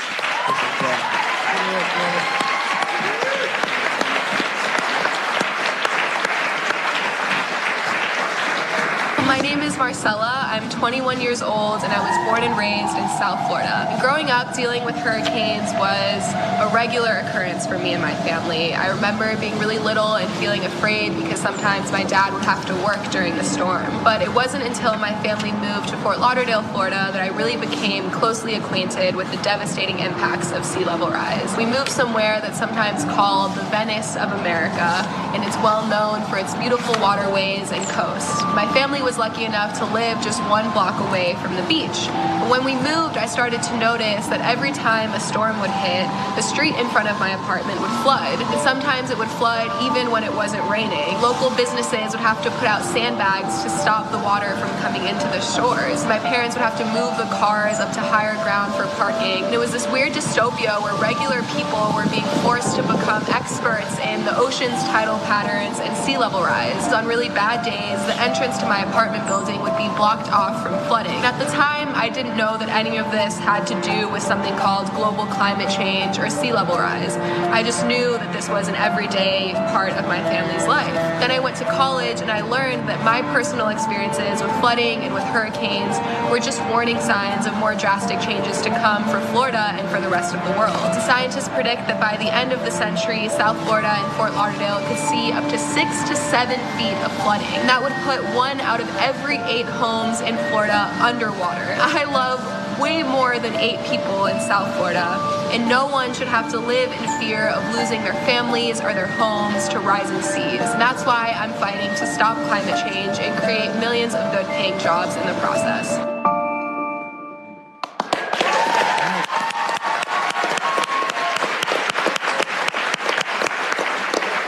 Our next guest is someone who I suspect does not need much of an introduction. Alexandria Acacio Cortese.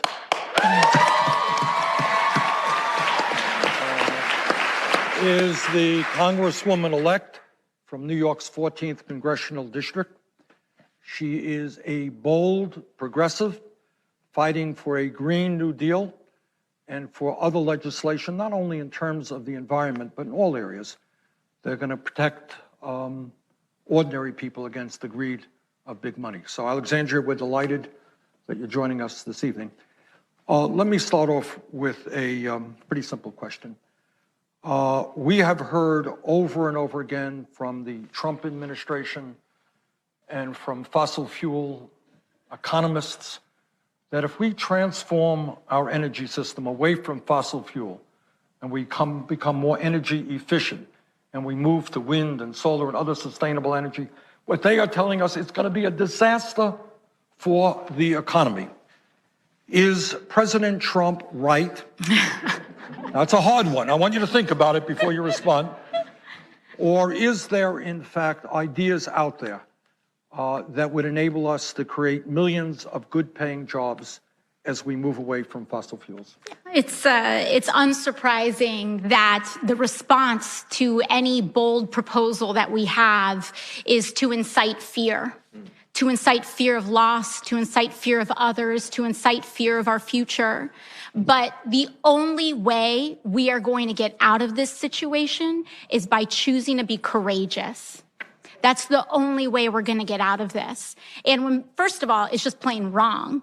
The idea that we're going to somehow lose economic activity, as a matter of fact, it's not just possible that we will create jobs and economic activity by transitioning to renewable energy, but it's inevitable that we are going to create jobs. It's inevitable that we're going to create industry. And it's inevitable that we can use the transition to 100% renewable energy as the vehicle to truly deliver and establish economic, social, and racial justice in the United States of America. That is our proposal, and that is what we are here to do, because in the depths of darkness, in the depths of despair, which what we last saw, when we think about where we were when the New Deal was established, we were a nation in depression, in Great Depression. We were a nation on the brink of war. We saw the rise of fascism creeping across in Europe. And no one would thought that a nation so poor, so scarce, and so in such dire straits as we were in that time could pursue such a bold economic agenda. But we chose to do it anyway. We had the courage to do it anyway. And that is what this moment demands of us right now. That's what we have to do. This is going to be the great society, the moonshot, the civil rights movement of our generation. That is the scale. That is the scale of the ambition that this movement is going to require.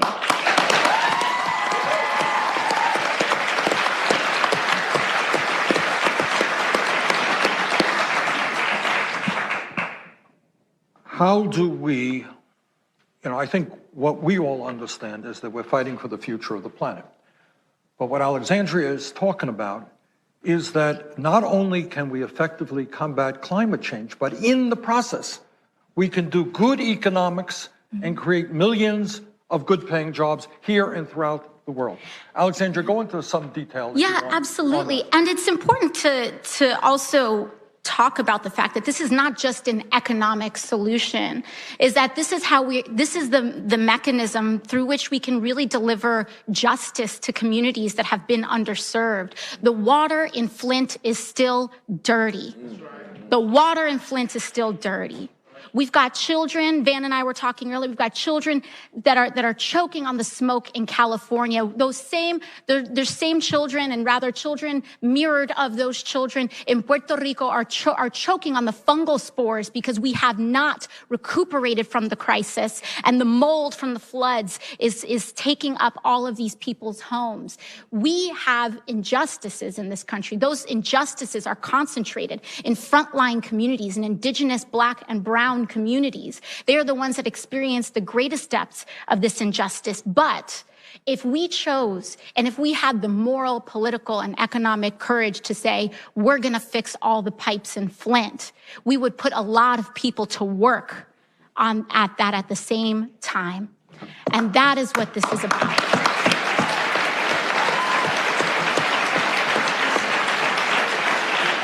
Van should ask the first question here, because Van literally wrote the book 10 years ago on the kind of green collar economy and green jobs and things. Van?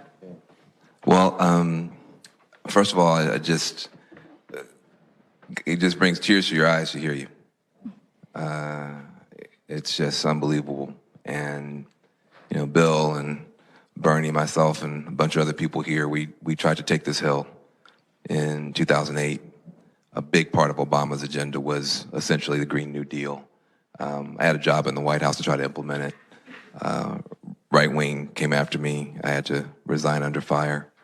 Then they came after Bill, and we couldn't get it done. But I think you're going to get it done.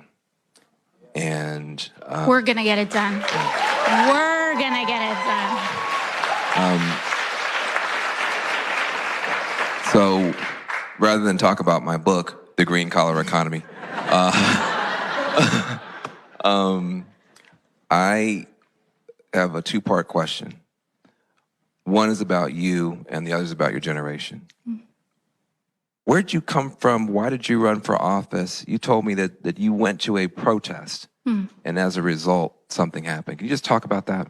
Yeah, I first started considering running from Congress. I know a lot of people want to run from Congress. I first started thinking about running for Congress actually at Standing Rock in North Dakota and South Dakota.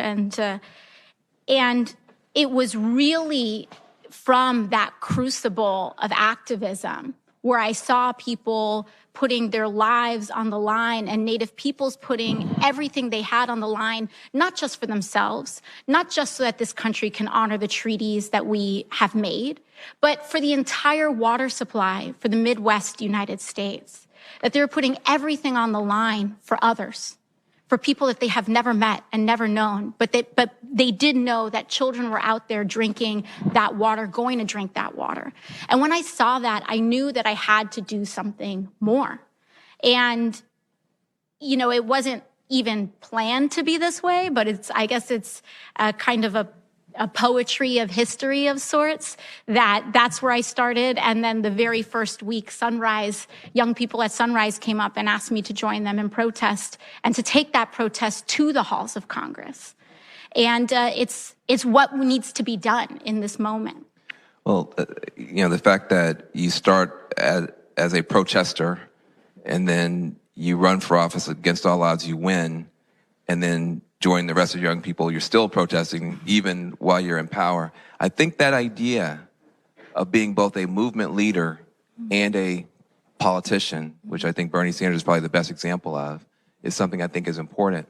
The other thing I think about your politics that's interesting is your generation uses the term intersectionality, which I've had to look up, but it's, I think, we used to call it the Rainbow Coalition back in the 80s and 90s, but you guys have taken it to a different level.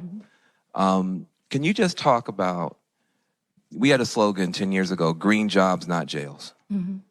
That we saw criminal justice and economic justice and environmental justice as one fight. That those kids standing on street corners, we don't have disposable resources. We don't have disposable species. We don't have disposable children or neighborhoods either. It's all precious.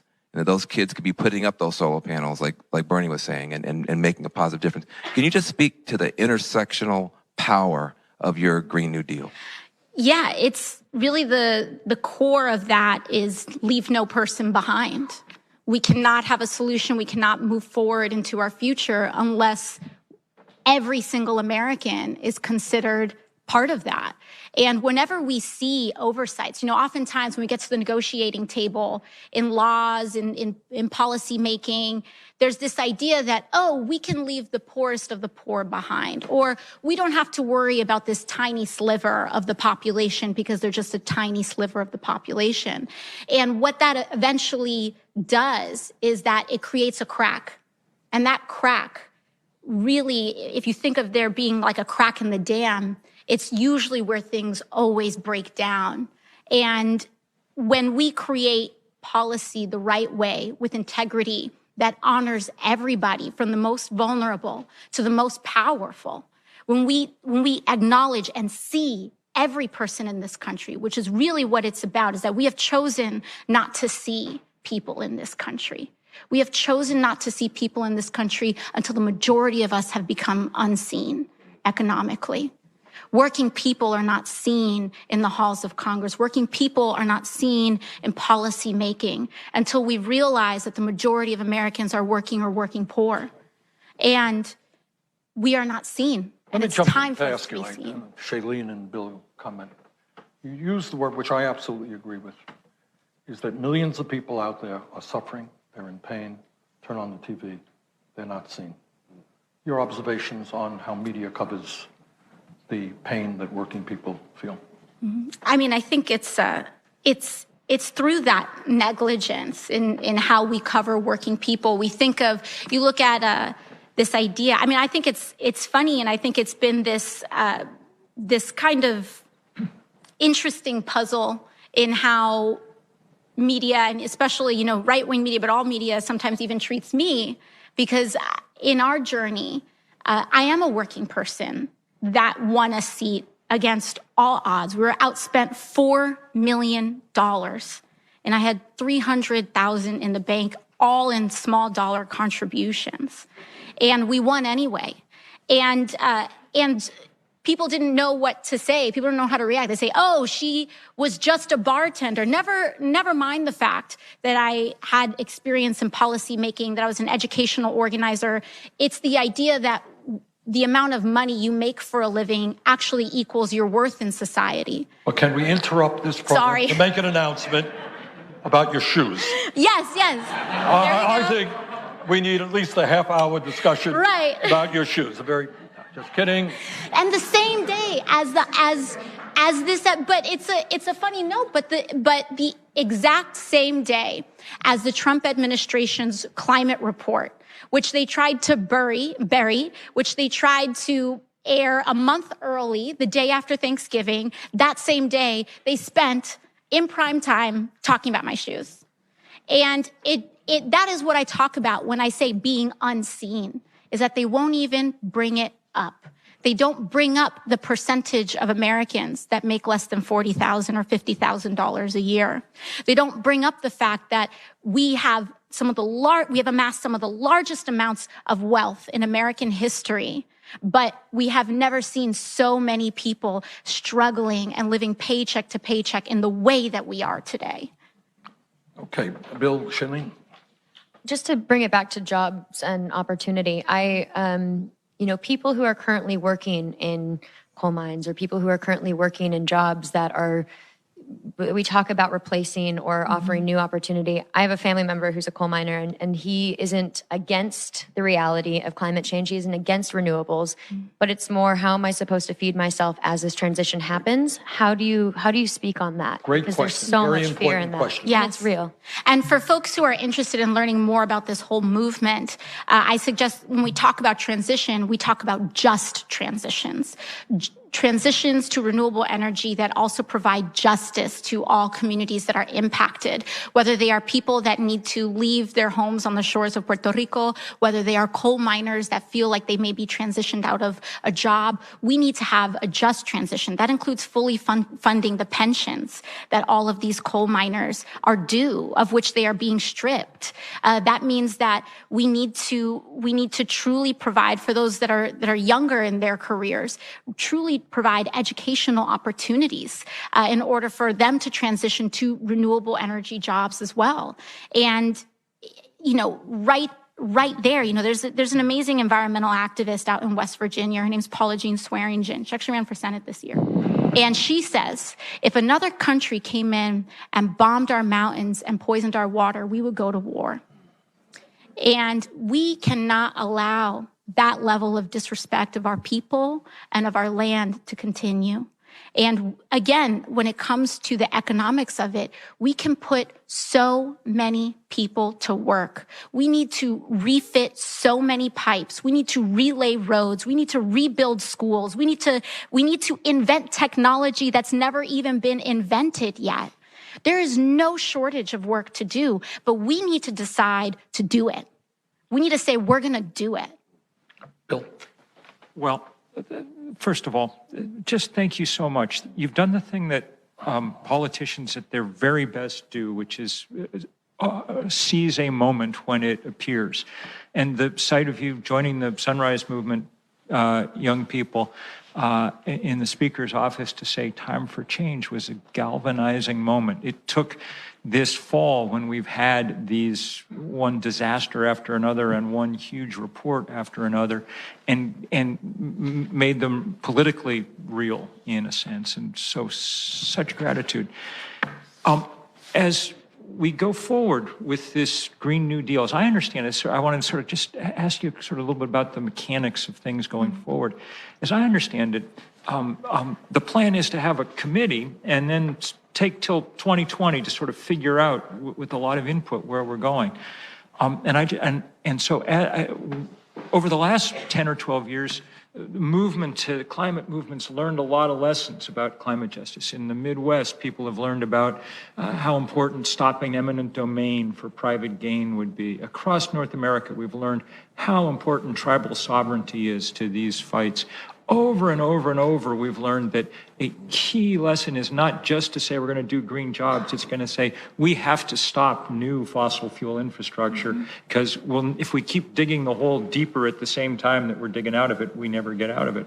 So what's the sort of mechanism in your mind over the next couple of years for people to take those lessons and those concerns and help make them into this policy that maybe after the 2020 elections we'll be able to really do something with? Absolutely. Well, the good news is that we're not starting from scratch. There's so many people like Van, like Senator Merkley, who had established the select committee when he was in the House, a previous select committee.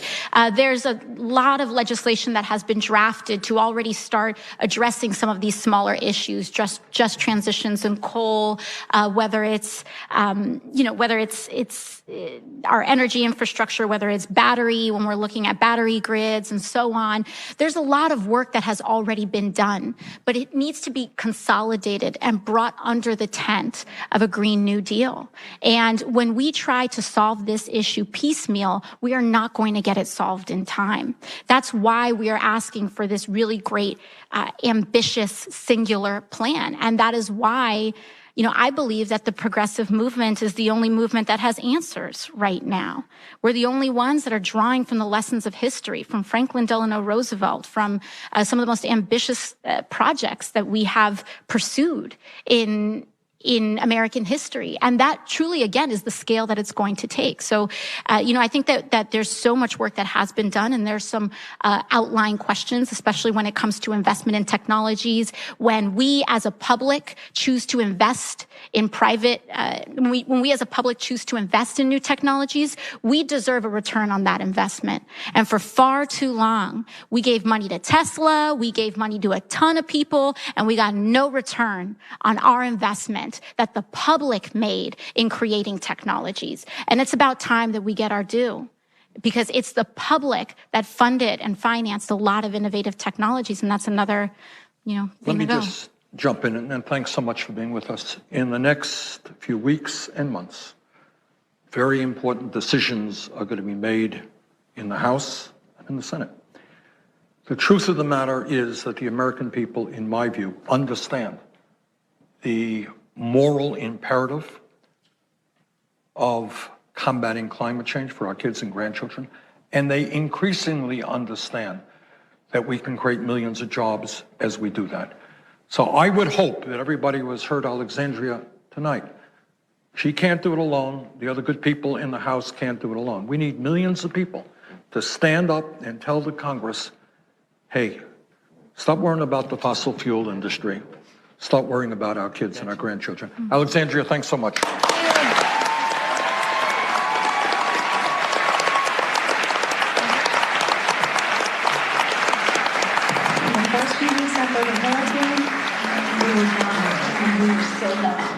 I've seen a lot of hurricanes, How can I get up here without? but not like Maria. You hold it, Bernie.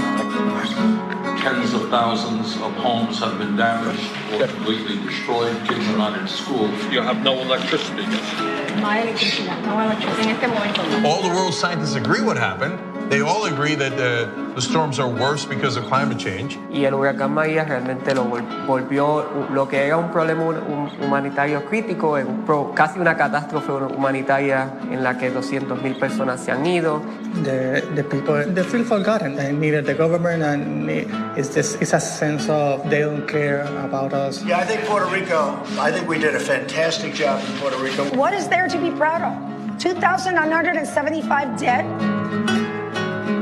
Especially with climate change, we have to be honest and understand that the world today is not where it was 50 years ago or 30 years ago. We're going to push for a switch to clean energy sources, and we have plenty of sun. Does it make any sense to simply rebuild the system the way it was? And it's necessary for the island to take advantage of two of its great natural resources. That is the sun. This is Isla del Sol. Take advantage of that and take advantage of wind and sustainable energy.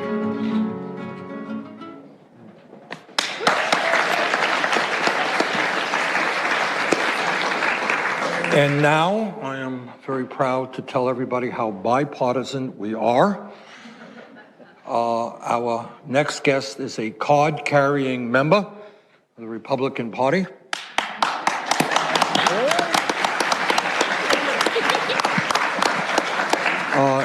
And he is Mayor Dale Ross of Georgetown, Texas, a community of some 70,000 residents. And Mayor Ross has rightfully achieved a great deal of national attention because he successfully, in his municipally owned utility, electric utility, transitioned his city to 100% renewable energy sources.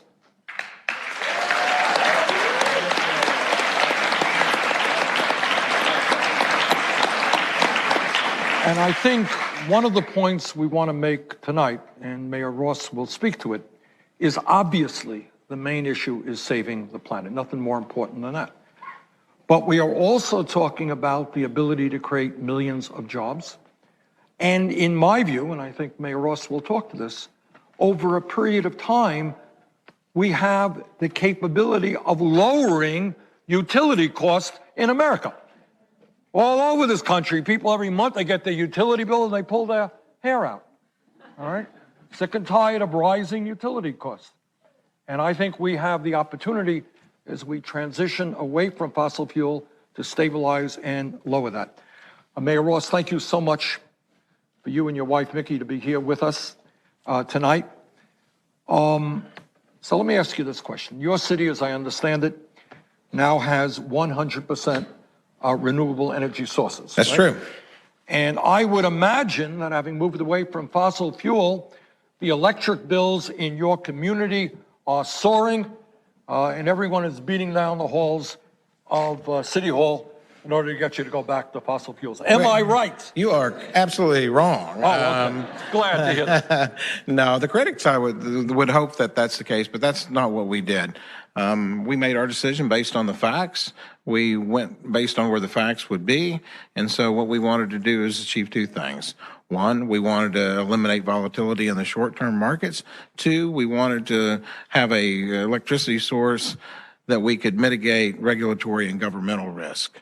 And so when you have wind and solar, which are renewables and it's clean energy, there's not a whole lot that the federal government can screw up for you or the state government because there's not a whole lot to regulate. And what we were able to do is we were able to sign contracts for 20 and 25 years that our kilowatt per hour price does not increase over the terms of the 20 and 25-year contract. So if you assume normal inflation at 1.5% to 2%, what are we going to be looking at in 10 years? I think our rates will be considerably lower than those in surrounding communities. All right. So listen up, America. You may believe in climate change, you may not. But what this Republican mayor is telling you is if you want affordable electric bills, think hard about moving to sustainable energy. Okay, who wants to start it off? Dan? First of all, it's only recently that people would be shocked to hear this coming from a Republican. As a guy that ran for president in 2008, he said climate change was real, caused by humans, cap and trade would fix it, it'd create millions of jobs. I miss that guy every day. His name's John McCain. John McCain ran as a climate champion and a climate hawk in your party just 10 years ago. It's the only thing that Obama and McCain never fought about because they both agreed. I wonder, for you now, looking at the party, what are the best arguments that you are finding to bring your Republican sisters and brothers around? Because I'm tired of us just having a food fight about it. We're on Titanic going down, and we're just having a food fight. What arguments work for this new Republican Party? Yeah, I think the best argument is you have to be a fact-based decision maker. And so I trust the scientists in their field that can land a Mars rover 300 million miles from here versus somebody that really doesn't have any education or expertise in climate change. Now,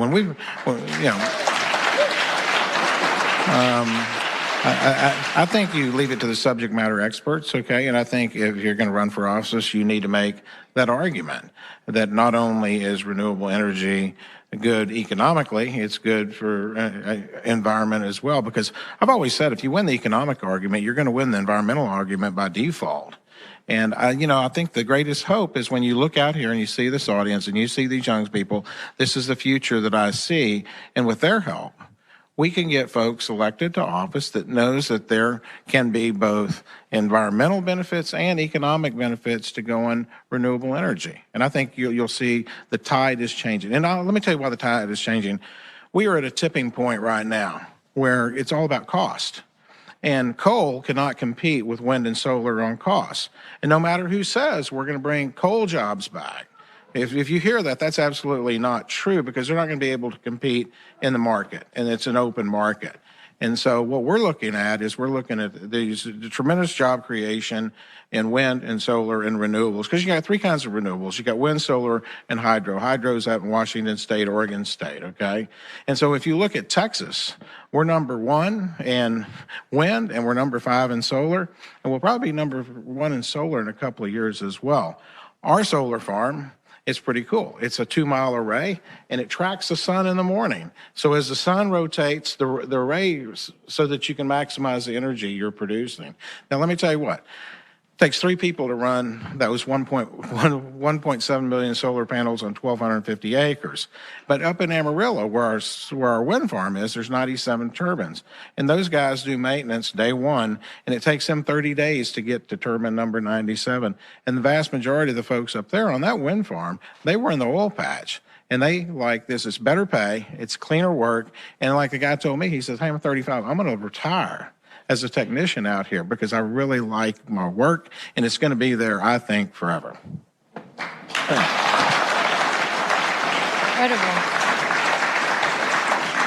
Have you found that you've had many conversations with various politicians across the country and other cities as well, using you as an example and asking questions on how they can emulate Yeah. you've created? Yeah, there's a city north of Dallas called Denton, and we're the first city in the state of Texas to be 100% renewable, currently the largest in the country. They're going to be the second in the state of Texas. And our folks in our utility have been working with them, and they understand the economics and they understand the long-term certainty, and they're going to go down that path just like we have.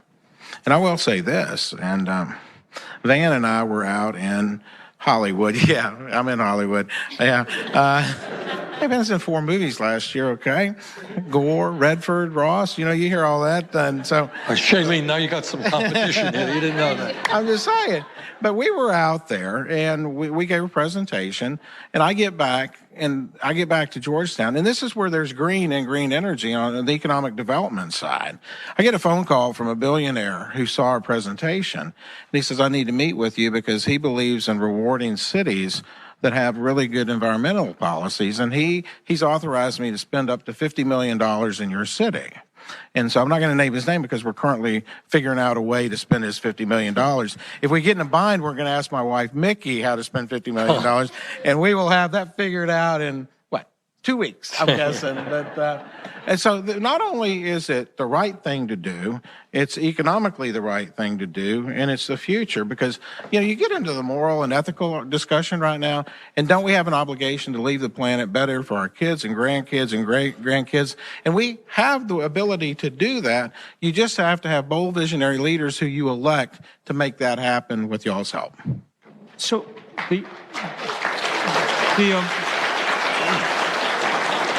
one of the themes of this night has been this kind of generational transformation.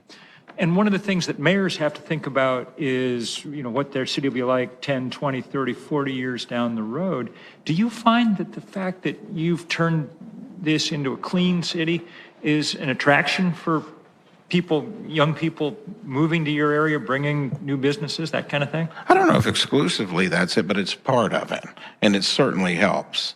But most of the folks, they're looking for, good schools, safe city, and we offer that. I mean, we've been in the last 4 years, we're second, first, fourth, and now 6th fastest growing city in the United States for cities between 50 and 100,000. And this is just one element. Now, the younger folks think it's pretty cool because we are innovative and progressive, although it is in Texas, and the state and the county and my city, they're a little red, Mr. Sanders. Just a little red. We're working on that. I know, I understand. But see, this just proves Republicans can do environmentally friendly things as well as Democrats, okay? But I think the whole key to our city is because we don't really base our decisions based on partisan politics. We base them based on the facts and what's good for the citizens we were elected to serve. Let me ask you this, picking up on a point that Bill made. If I'm a business person looking for a place to relocate, and I talk to the mayor, then you tell me my electric bills are not going to go up for the next 20 years. It sounds to me like that's pretty good inducement for me to come to your community. Absolutely, especially if you happen to be if you are a data center, because typically the way the incentives work in cities is you can abate sales tax or real estate taxes. We have the third component, which is we can negotiate a downward price if you add a data center and you're going to be using an enormous amount of electricity, because this is a huge benefit to owning your own utility company. I mean, what we do is we transfer $4 to $5 million, sort of like a de facto excise tax. Over the last 10 years, we've transferred over $45 million from the enterprise fund to the general fund. General fund pays for police, fire, libraries, roads, parks, rec, that kind of stuff. Let me ask you this political question, if you like. How do the people in the community feel about the fact that you're 100% sustainable and you're going to be flatlining your electric rates for the next 20 years? Yeah, initially it was a little bit of a challenge because we had to do a lot of explaining. I gave a lot of speeches. Our public relations department was out in the community and on our website. Initially there was a little resistance, but it's too good to be true, right? So it was too good to be true, though there are those doubting Thomases out there. And I just said, well, let's just take a look at it for a year, and you tell me if your utility bill goes up or not. And then let's take a look at it in the second year and tell me if and so through education and through giving a bunch of speeches, not only me but other folks in this city, people have supported it. And now that we've got not only national attention, but international attention all across the globe, people take a sense of pride in it. You know, we still have that little segment that's not really happy about it because, you know, this is some kind of partisan, liberal, democratic, left-wing conspiracy policy of some sort. I don't know what the conspiracy is, but we're doing it for the wrong reasons, okay? But you didn't tell the people what city was the first in America. Oh, you know what? You forgot to tell them. Oh, let me tell you what. There is this senator, okay, whose last name happens to be Sanders. He's in my speeches because I always play trivia with the audience. Okay, who was the first city in the United States to be 100% renewable? And then I'll say, well, they were from Burlington, Vermont. And then I'm going, okay, who was the mayor at that time? And I'm going, he's currently a senator. Oh, Senator Sanders. But that was tremendous because, you know, the fact of the matter is this. Really, the cities and the counties are the ones that are tasked with providing electricity and utilities to their citizens. At the state level and federal level, not so much. Okay. Now, the federal level can help, and I'll tell you what's coming up in Congress in 2020. The renewable energy credits expire in 2020. But you notice the fossil fuel credits do not expire in 2020. You notice that the fossil fuel is a mature industry that doesn't need a boost up. The renewable energy is still a little bit on the young side. If any industry needs, and I'll make this deal.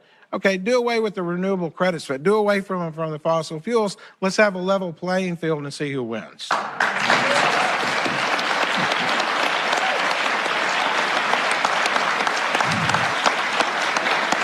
Other questions? You know, you said, I'm from Tennessee, you're from Texas, so I grew up in a red state. I noticed your wife has that beautiful cross. You mentioned doubting Thomas. Is there a spiritual dimension to this? Is there, and you talked about politics, you talked about economics, but I get the suspicion that it may be deeper than that for you. And I just wonder if you'd speak to that. I think it is. I mean, I think we have a duty and obligation to leave the world better than we found it, okay? And I think if you look in the Bible, there's all kinds of points made about being a servant and having a servant's heart. And if I can just change the world just this much before, hopefully, I go northbound, then I think it will be a life well lived. And I think that's what we can expect. I hopefully, when I'm dead and gone, the poets will write poems, and the songs just people in Georgetown will be singing songs and odes about me when I'm gone, or maybe just put a little statue somewhere. But in all seriousness, it's all about leaving something better than you found it. And I think we're on the path in Georgetown to making that happen. All right. Mayor Dale Ross, thank you so much. Thank you, sir. Appreciate you.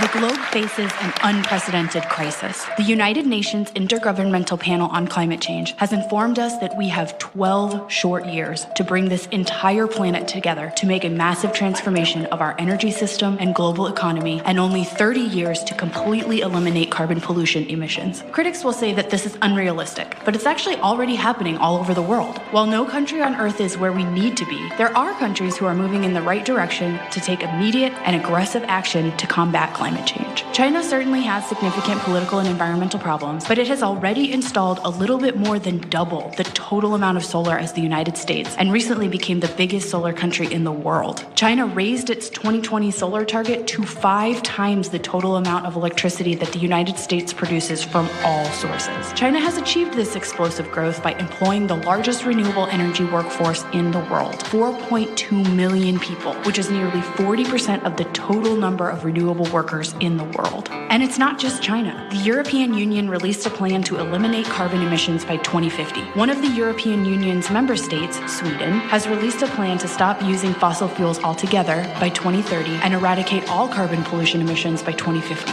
France is investing over $9 billion per year to triple its onshore wind power capacity and multiply its solar power generation five-fold by 2030. In 2017, Brazil and India joined China to account for 63% of the world's renewable energy investments, around $143 billion.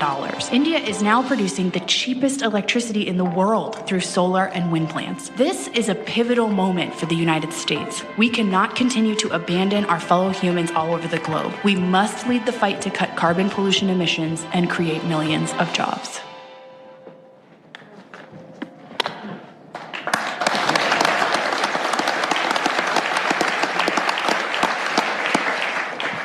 It goes without saying that the climate crisis is not an American issue, it's not a Chinese issue, it's not a Russian issue. This is an issue that is going to impact every country on the planet. And it is absolutely imperative that we figure out ways to bring the world together, maybe instead of fighting wars against each other, but in a sense to stand together to combat climate change. Our last panelist of the evening is Dr. Camilla Bausch, who is the director of the Ecologic Institute in Berlin, Germany. We thank you so much for coming over.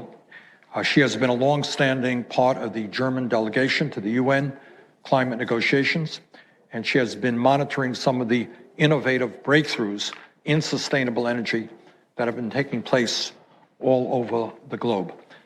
Dr. Bausch, clearly there are some bright spots in terms of breakthroughs in sustainable energy. We're producing energy in many parts of the world that are far less expensive than was previously the case. We're creating jobs in doing that.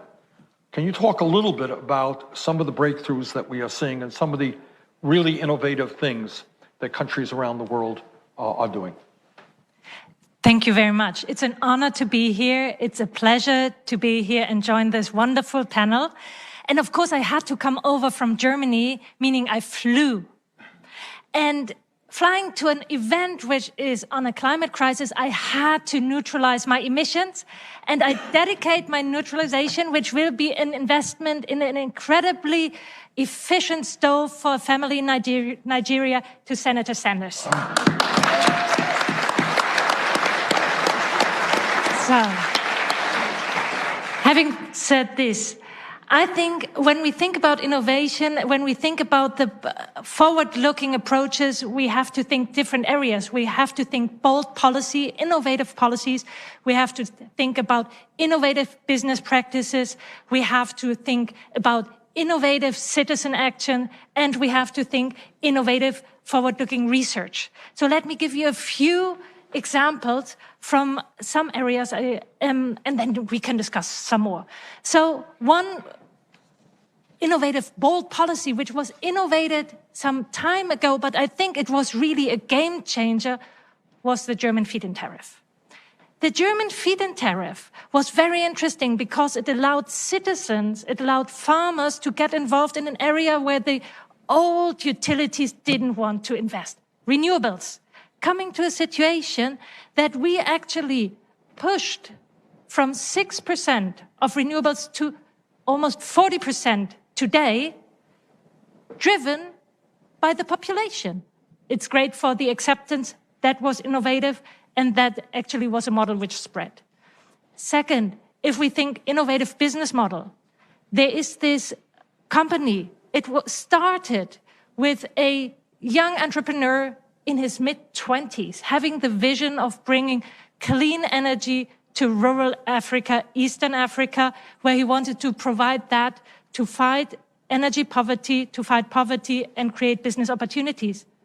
And he went there using the plummeting prices and cost of renewable photovoltaics, and he used digitalization. And in combination, he attracted more than $100 million of investment dollars.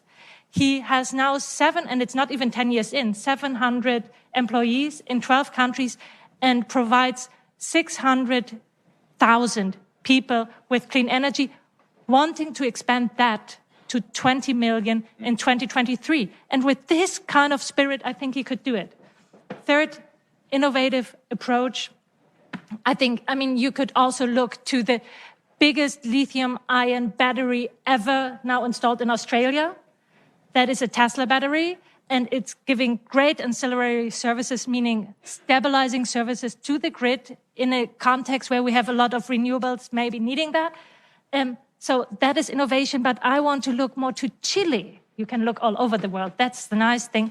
To Chile, they are innovative in that way that they turn around their policy. They were heavily coal and gas dependent, and then they had kind of a energy security dip when the imported gas wasn't delivered anymore. That's kind of painful. So they figured they have to change strategy, and they found they have a desert. Deserts are good for solar. And the nice thing is you don't have a not in my backyard phenomenon there, a NIMBY phenomenon, because there is basically nobody. You can really spread out your solar. So that's what they now do. They really want to go strong in renewables. They have by now 40% renewables. They want to go 60% by 2035. And they're just discussing this year a coal phase out. So I think that is an innovative policy approach for Chile. Let me begin the discussion by asking you, if we had sane leadership in the United States and around the world, if we were able to take on the power of the fossil fuel industry, from an energy point of view, what would the world look like? I want to see that world. I think it would look like very different, but I think we have to say we all have to become a bit saner than we are today. That means, how do we consume? What do we drive? So I think it's a back and forth between the people and the policymakers. Who do we vote for? So I think it's a back and forth. And in this future situation, let's think of a city, because I think it's very different if you're in a rural area or if you're in a city's area, the solutions are different. But if you think city, for example, our concept of mobility will be very different than today. It's more about how do I get from here to there and less about my car, my parking lot, my. So you go into a sharing economy and they will be driven hopefully by electric mobility, and the electricity obviously comes from renewable sources. We will have improved storage capacities, for example, in batteries, as we just talked about, and things like that. So it will look very different from today, and we will think much more about our choices. And by the way, that does not only affect things which are relevant for the energy system, but also plastic, or it will just be a different society and better for the little ones we love. Okay. Bill? Well, first of all, thank you so much, in part for reminding us that they don't call it global warming for nothing. This is the first truly global problem we've faced. We've talked a lot tonight about the United States because we're in the U.S. Senate and because this is, where we have some purchase here. But it was reminding me as you were talking of just amazing scenes that I've witnessed in parts of rural Africa where people had never had any energy before, and the first energy they ever got came from solar panels. We take, for us, if you get a solar panel on the roof, it's nice, but you've had electricity your whole life.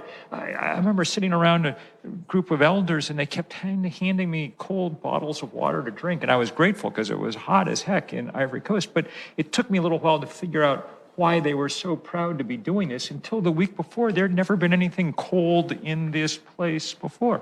Well, I mean, it's a miracle that you can point a sheet of glass at the sun and out the back comes light and cold and information. I mean, that's Hogwarts scale magic, And the fact that that we're not jumping on it as with everything we have is a sign of our own, well, I think mostly of the short-sightedness of the fossil fuel industry, which is why I was also glad that you talked about the Energiewende and the feed-in tariff and things. Talk a little bit about how the profits from renewable energy in Germany or elsewhere often flow to the consumer, to the citizens groups, associations, churches, things like that sponsor and own some of these installations, because I think that's an important part of making them acceptable. So first of all, if you The nice thing of the Energiewende in Germany is the citizens' involvement, the community involvement. So obviously they had different kind of choices they could make, either hand out the land and then allow them and get some rent on it, or even build themselves. So the models differed, but in any case, there were communities who said, okay, we tender the land, or we tender the opportunity to build, and then you grant us a certain margin of your profit. And with that, they were able to finance, for example, the kindergarten or similar things. And overall, I think also the job creation in this decentralized system also helped the community. Overall, more than 300,000 jobs were created in Germany in the renewable sector. And if a farmer built on his own area, the windmill or so, he got the profit just for himself. So that was good for him. And overall, I think it was more than 1 million private citizens and small entrepreneurs being involved. And it's more than half of the new renewables were actually owned by citizens, farmers, the communities. Shailene? Just a small question about public perception and what you've witnessed, you know, in your country, and how that shifted because of what was created and what is being created. People for the longest time were in love with solar PV. They just loved solar PV. Maybe because we are not so sunny. It's kind of the idea of the sun or something. I don't know. They loved solar PV. And that helped actually supporting a scheme which cost them money, because at the initial phase, we had support solar energy with public within the public scheme. The nice thing is that our trigger to wind and solar helped reduce the cost to where we are today. So I think that's our big contribution from Germany to climate protection. And now there is obviously also a debate how to go further. Still, I think the ownership, the public ownership helps, but it doesn't help with everything because not everybody owns. And then you have to change infrastructures. And then there are the grids to be built. And then you have public debates over where the grid to go. And so it doesn't come without challenges, I must admit. And some people say we want to have tourism, others say we want to have offshore wind farms. So how do you combine this? Can you combine this? I think the important thing is there to have the community be involved, be heard, and find a solution.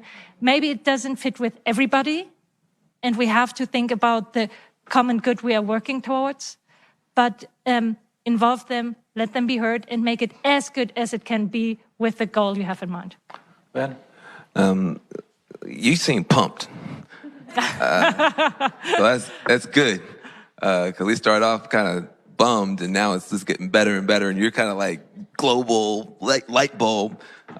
So I think that's good. I also just want to brag a little bit that we are fighting here in the U.S. We did get beat in Washington State. The bad guys put in a bunch of money. Washington State beat us there, beat us in Colorado. But in Portland, the Coalition of Communities of Color got together and got everybody lined up, and they were able to pass a ballot measure to take $30 million from big box stores and put that into creating green jobs and solar panels and that type of stuff. Portland also dreams of the sun, apparently, just like the folks in Berlin. And it's a real victory. And it's a victory based on people coming together across different lines. And as like Alexandria was saying, nobody got left out. Nobody got thrown under the bus, and they were able to win. And I think one of the things that we forget is that this is cool stuff. I mean, the people who are doing this here and around the world are cool people. Having, a big fight, but also having a good time. Sometimes getting a chance to win. Sometimes getting a chance to meet famous movie stars.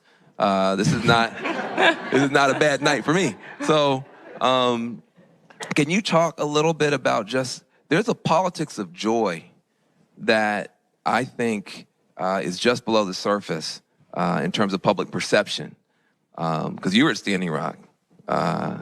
Standing Rock created a whole boom of love and joy, and you seem to be a part of that. Can you just talk a little bit about this is a community of awesome, weird, wonderful people around the world that we get, and the door's open, anybody can join? Coming from a research institute, I feel honored to be awesome, weird, and what was the third thing?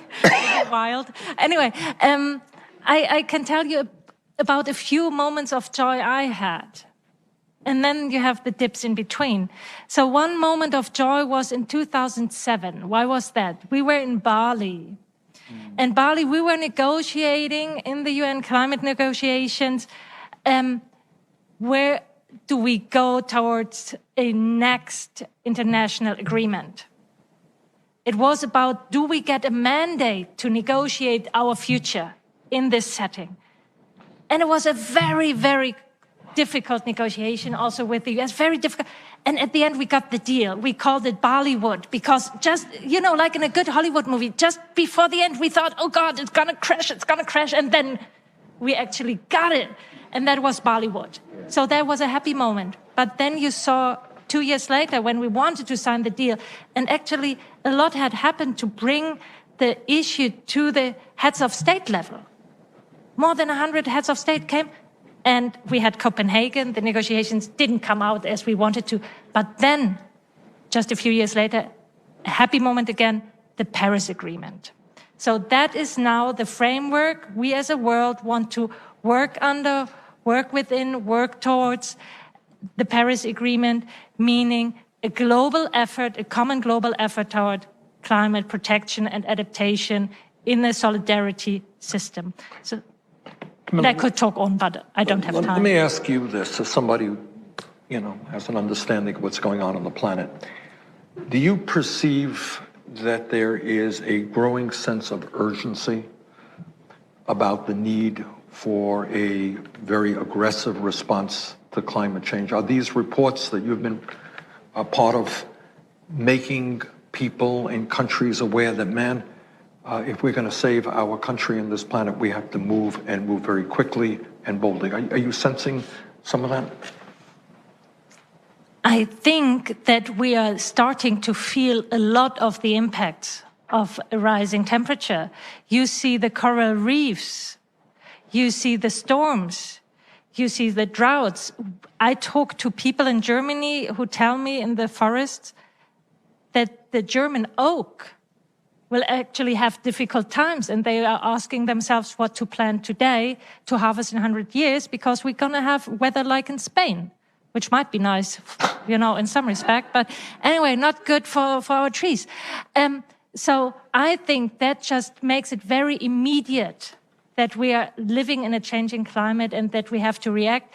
That doesn't mirror yet in the action we need, but I think it's building up. And the good thing is, if you look at investments, 70% of the new capacity installed in 2017, 70% was renewable. And most of the money goes to renewables, outpacing both nuclear and coal. So I think they're good signs. Let me do this because we're going to have to wrap up pretty soon. But Van, and I want everybody. I just want to say I'm a part of a group called Green for All. Not green for some, but greenforall.org.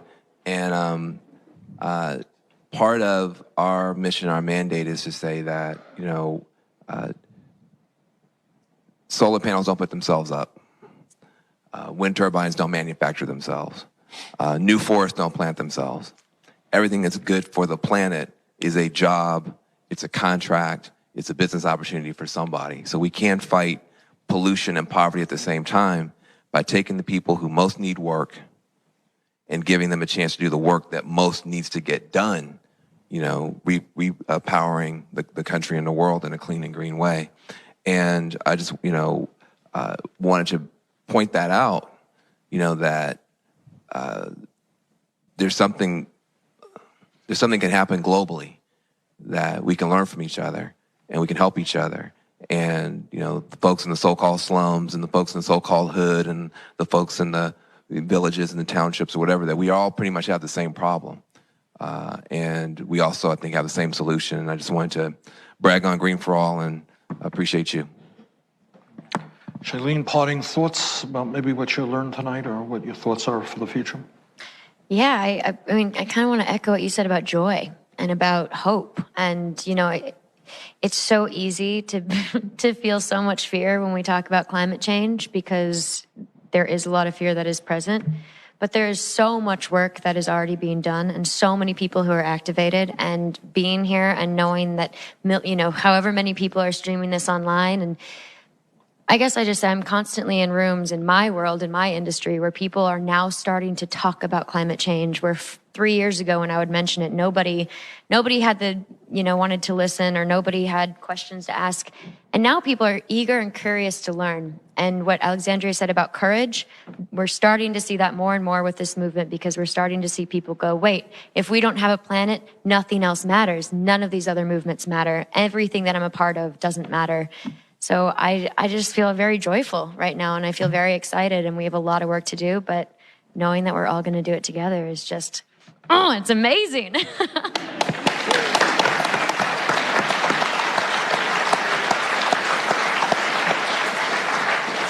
Bill?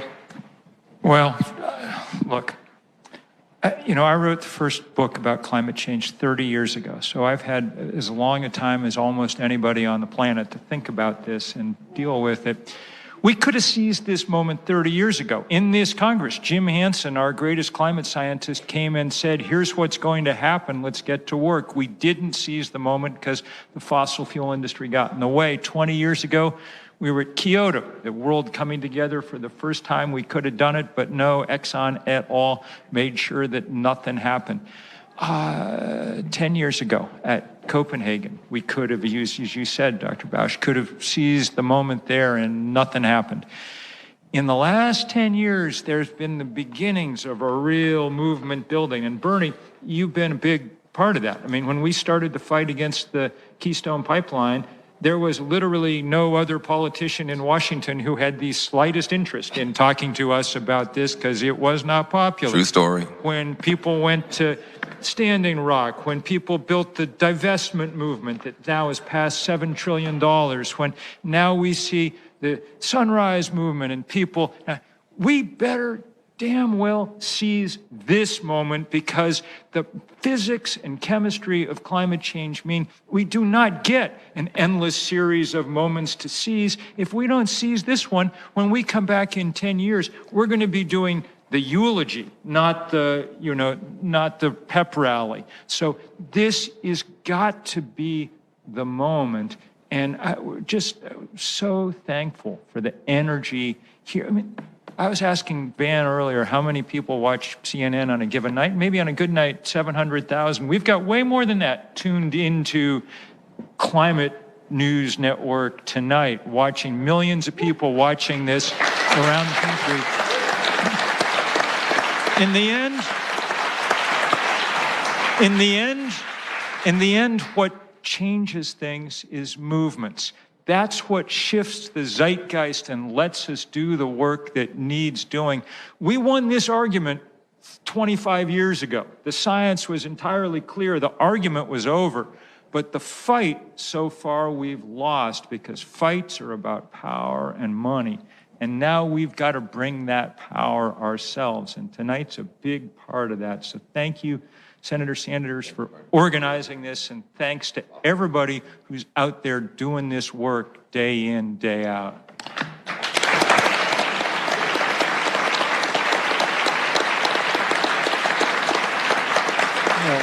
Let me thank Dr. Bausch for being with us. Thank all of you for being here, and the many people who are watching online. Look, we are living in a moment in history that has never existed before. The best minds in the world are telling us literally that we have 12 years, which is no time at all, to get our act together if we are going to leave our kids and grandchildren with a planet that is healthy and habitable. That's the bad news. But the good news, and I think, Van raised that issue and Bill picked up on it, and Shailene as well, is that I want you to think for a moment. I don't want to be too utopian here, but think for a moment that instead of spending well over $1 trillion on weapons of destruction to figure out how we kill each other, think about making that investment in transforming our energy system. Think about how we can bring the entire world together in common cause. We're all in this together. You're in China, you're in Iran, you're in Saudi Arabia, you're in the United States. We are all in this together. And our job is to be bold, to think very big, and to go forward in a moral struggle that says that we will protect the well-being of my 7 grandchildren and all the children of the world. Thank you all very much for being with us tonight. Thank you, Bernie. Thank you very much.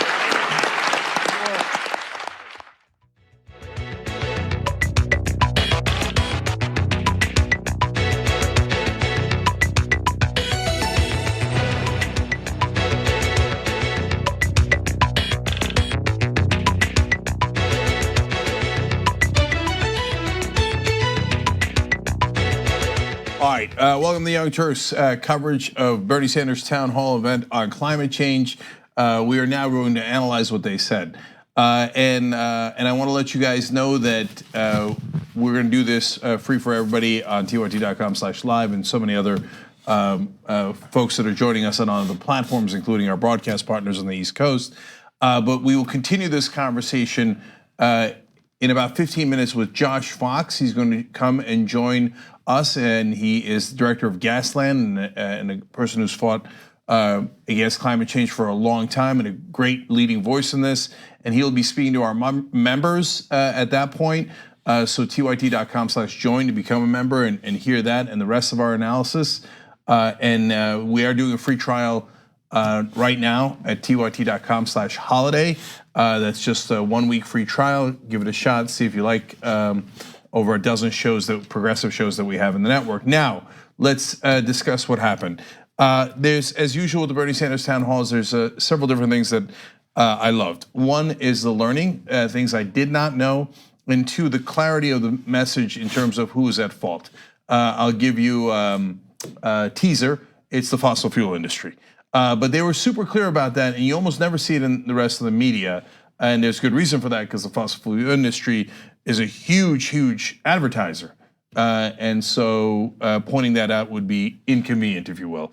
So let's go to the things that we learned. And some of these facts, some of you might know, but I think a lot of folks don't, and some of it was new to me, certainly the international ones. So if the temperature goes up from 1.5 degrees Celsius, which it is increasing to 2 degrees Celsius globally, the difference between the 1.5 and 2 is 4 inches rise in the ocean level, and 10 million people worldwide would be affected by that in just 20 to 30 years. But it's not. I want you to understand, it's not binary. It doesn't happen like, hey, 30 years from now we wake up and what happened overnight? There's 4 inches of water on the ground, right? And one thing I didn't know, but I was reminded of in the middle of this is in South Florida, where I lived for a number of years and is near and dear to my heart. Sometimes it floods when it doesn't rain, and so that's climate change. That's exactly what happens. Just tears. It's not the tears, although that's a good point. Okay. And unfortunately, we will have plenty of those. Election, Yeah, there was the Gillum election and the post-2000 election, and a lot of tears in Florida.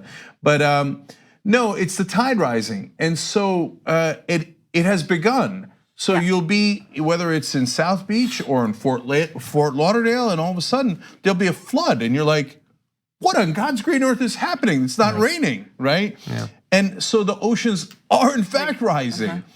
And I would also point out that what you just described, the additional 4 inches or so that they were talking about, if we go to 2 degrees additional, that's like the goal right now. A goal that many people think we can't actually get to with what's stipulated in the Paris Accords. That we have to advance beyond that quite a bit. That goal is a catastrophe. Yeah. So I mean, it sucks to have to say to the audience like that. There's no way that everything works out everything's great. We don't have mass migrations. We don't have worsening extreme weather events. The goal right now is to only have horrendous situations in all of those categories, but not cataclysmic, like not world-ending, species killing. The Paris Agreement was to keep the global temperatures well below 1.5 degrees, I believe, or is it well below 2 degrees? I think the goal there is 2. Right, so well below 2 degrees Celsius rise, which we're on target to already meet way sooner than we were. Yeah. But again, the Paris Agreement, which the US backed out of, I think Saudi Arabia is still in, US not in. The G20, we were the only one that did not sign on to continuing to abide by it. But that agreement is not binding, and that agreement does not take on the fossil fuel industry. I mean, I think it's really important what you said, Cenk, and I think that the town hall was great in that they talked about who is at fault and who is responsible.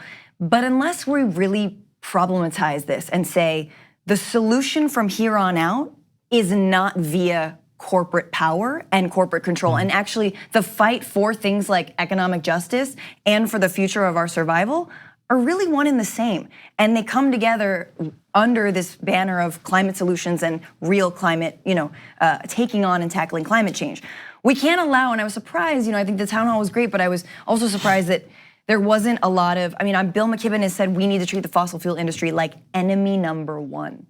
The fossil fuel industry, and I think the ability to have corporations sort of, dump and or be not held accountable for the things that they're doing, not pay taxes, whether that's carbon taxes or other kinds of taxes, and even just allowing, British Petroleum to be like, we're beyond petroleum now because we do natural gas. And oh, good. Yeah, right. Yay, because actually the sulfur emissions are way more. Trap carbon faster than regular carbon emissions, or you know what I'm saying? Sulfur's bad. Yeah, the effect of sulfur and methane. And Josh Fox, who will be on later, is gonna talk about this. And I think one thing that he talks about that I love is that we're already on track to lose a lot of land, and we're on track to lose a lot of loved ones, and we are on track to have a lot of climate refugees. If we think the Syrian civil war is bad, just wait for the climate refugee crisis. But how do we transition in a just way? We know we're gonna have to say goodbye to a lot of things. So where do we go? Is it just sort of like, let's dance until the world ends, screw it all, like woo, no. Do the rich get on a plane to Mars? We hope. But we're gonna need real solutions so that we can stave off the worst of the worst, right? So that we can still protect ourselves. Right. So I want to touch on a lot of what you guys said, fossil fuel industry, the catastrophe that's coming. But I wanted to give you guys the international examples that I was referring to earlier. So Germany has gone to 40% renewable energy by now, and it was a sustained effort, and there was a lot of. And in fact, the mayor of Georgetown, Texas, who's a Republican, Dale Ross, was on, and he talked about the same thing as the German climate scientist Camilla Bausch did, which is you've got to actually make your case. And so he said, look, I want to go to renewable energy, not because I'm a liberal, but because I wanted to save money. And so now we can get more business into our town because your electric bills are nearly nothing. And so it's a huge cost saving for business. And by the way, we took all this cost savings we had from our lower energy bills, which is a huge amount of money, and we put it into cops, firemen, parks, etc. And now, outside of a few holdouts who are like, oh, I just don't like anything that's liberal, it is in the middle of Texas. He said, but outside of those few holdouts, everybody's a believer. They're like, wait, my bill's lower. You told me it was gonna be lower. I was skeptical, and it is lower. You told me it was gonna be better for business, and it is better for business. And so, just even if I don't care about the planet at all, and I don't care about the floods, and I don't care about any of that stuff, I save money. I'm happy, right? So let's do more of that. And in Chile, they were really dependent on, of all things, coal. Okay, and other fossil fuels, but they had a bit of an import crisis because they import a lot of their gas, and they couldn't get it, and then they felt tremendous pressure. So that's why because of that crisis, they decided to go to renewables. Now they're up to 40% renewables, and they have now begun to phase out coal because they don't need it anymore. They don't need it in terms of energy, but they also don't need it in terms of jobs because of all the jobs they created with renewable energies. And so I didn't know that the details of that story about Chile, and so I learned that, and that's exciting. And it's great to see, whether it's in the middle of Texas or in a country like Chile, that when you actually take action, it works, it lowers costs, it creates jobs, and saves the planet. That's a triple win. And I think it'll help to reach out to a lot of people. On the fossil fuel industry, great example was in Colorado. There was a great bill about fracking, and the activists spent money on it, and they're the ones that put the ballot measure, ballot measure forward. And then the fossil fuel industry came in and outspent them 40-1, 40-1. And so, was it a fair fight? Did people get both sides, fracking against fracking, and then make up their minds? That's a mythology that television pundits tell you. No, one side did not get their message out at all, and the other side totally inundated everyone with their misleading message because they had such a huge money advantage. Bernie pointed out the fossil fuel industry spent $1.7 billion on campaign contributions and lobbyists. They didn't spend that for their health. And in fact, that is what's destroying the health of the planet, because if you removed what I call bribes, and they're legalized bribes that the fossil fuel industry gives to our politicians, we would have begun to fix this decades ago, because there is no counter argument. Look, almost all the world's scientists say it. They said it 30 years ago. Bill McKibben talked about it in the town hall. That James Hansen came to Congress and explained it, and people like Al Gore and Bill McKibben were like, they're right, that makes sense, and they started to take action. But if you didn't believe them 30 years ago, well, look at what's happened in the 30 years. They've been proven exactly right. All their predictions have come true, and have come true earlier than expected. And where's the accountability when ExxonMobil, we know, knew about the climate science in the 70s and was hiding it from the public and continued to carry on, and then tanked the electric car, et cetera. So I mean, I think that there's a lot of, there's money in holding the fossil fuel industry accountable as well, and not only the fact that they've allowed us to politicize the sun at this point as a solar, that's a liberal issue. No, it's not. It makes economic sense, and I think now that you're seeing, some amount of GDP losses being estimated in terms of what climate change and climate catastrophe is going to take from the United States, right, and from many different countries. Now that that's being put into money terms, now you see the powerful and fossil fuel industries getting concerned, and they're already concerned. I think what I liked about this town hall was the way that it is a progressive agenda, and I think that we need to put just as much pressure on Democrats as Republicans on this issue. And you see Sanders and Acacio, it's no mistake or coincidence that they're the ones leading this. In California here, you've got Jerry Brown. He approved a record amount of gas wells and fracking wells, right? So it's something like 23,000 in his tenure, oil and gas drilling permits were allowed under him. 3/4 of those, so majority of those, are in low-income communities of color, right? So when we talk about a just transition away from fossil fuels, it's about helping those communities who are primary in the crosshairs of all of that pollution and all that. So it's Democrats like Brown and people who say on paper, oh yeah, we're gonna commit to the Paris Agreement and yeah, stick it to Trump, and yet in their own state, they're approving new permits and they're not actually finding a way to transition. Brown's newest idea, 2045, we're gonna be 100% renewable. We don't have till 2045. We don't have that time. We need to start enacting that now. And that doesn't mean he was like, well, all the cars will be off the road. No. That doesn't mean that at all, but you can't wait till 2045. Yeah. So one of the guests made a similar point about Governor Hickenlooper in Colorado. He's also a Democrat, also approved a ton of fossil fuel industry initiatives, et cetera. Then you got Justin Trudeau in Canada that approved pipelines. And it's not to do a false equivalency, but unfortunately the corporate Democrats oftentimes do go along with the corporate Republicans. Yes, the corporate Republicans are worse. They would do nothing instead of taking action too late. Okay, and those seem to be your two choices until now, but you do have Bernie Sanders fighting, and he has been throughout. Acacio Cortese was one of the guests on, and she wants to push for the Green New Deal that creates a ton of jobs, but she also wants a select committee in the House, and you might think, oh, well, that sounds mundane. I don't know what a select committee does. No.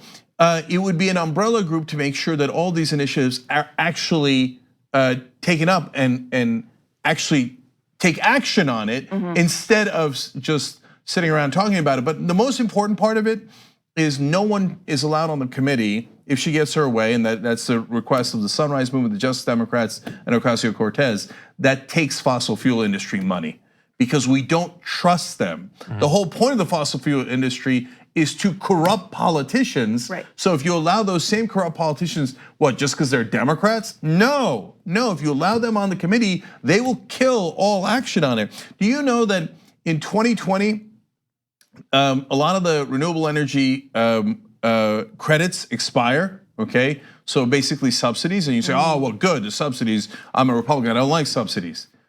But the fossil fuel credits do not expire. And they've been around for about 100 years. That makes no sense at all. And so we have got to take action. It is, in essence, like a meteor about to hit the planet. All the scientists have agreed it is gonna hit. We've got to take action now. A lot more when we come back for the members at tyt.com/join. Please join now. tyt.com/holiday is a good way to do it. We'll see you there.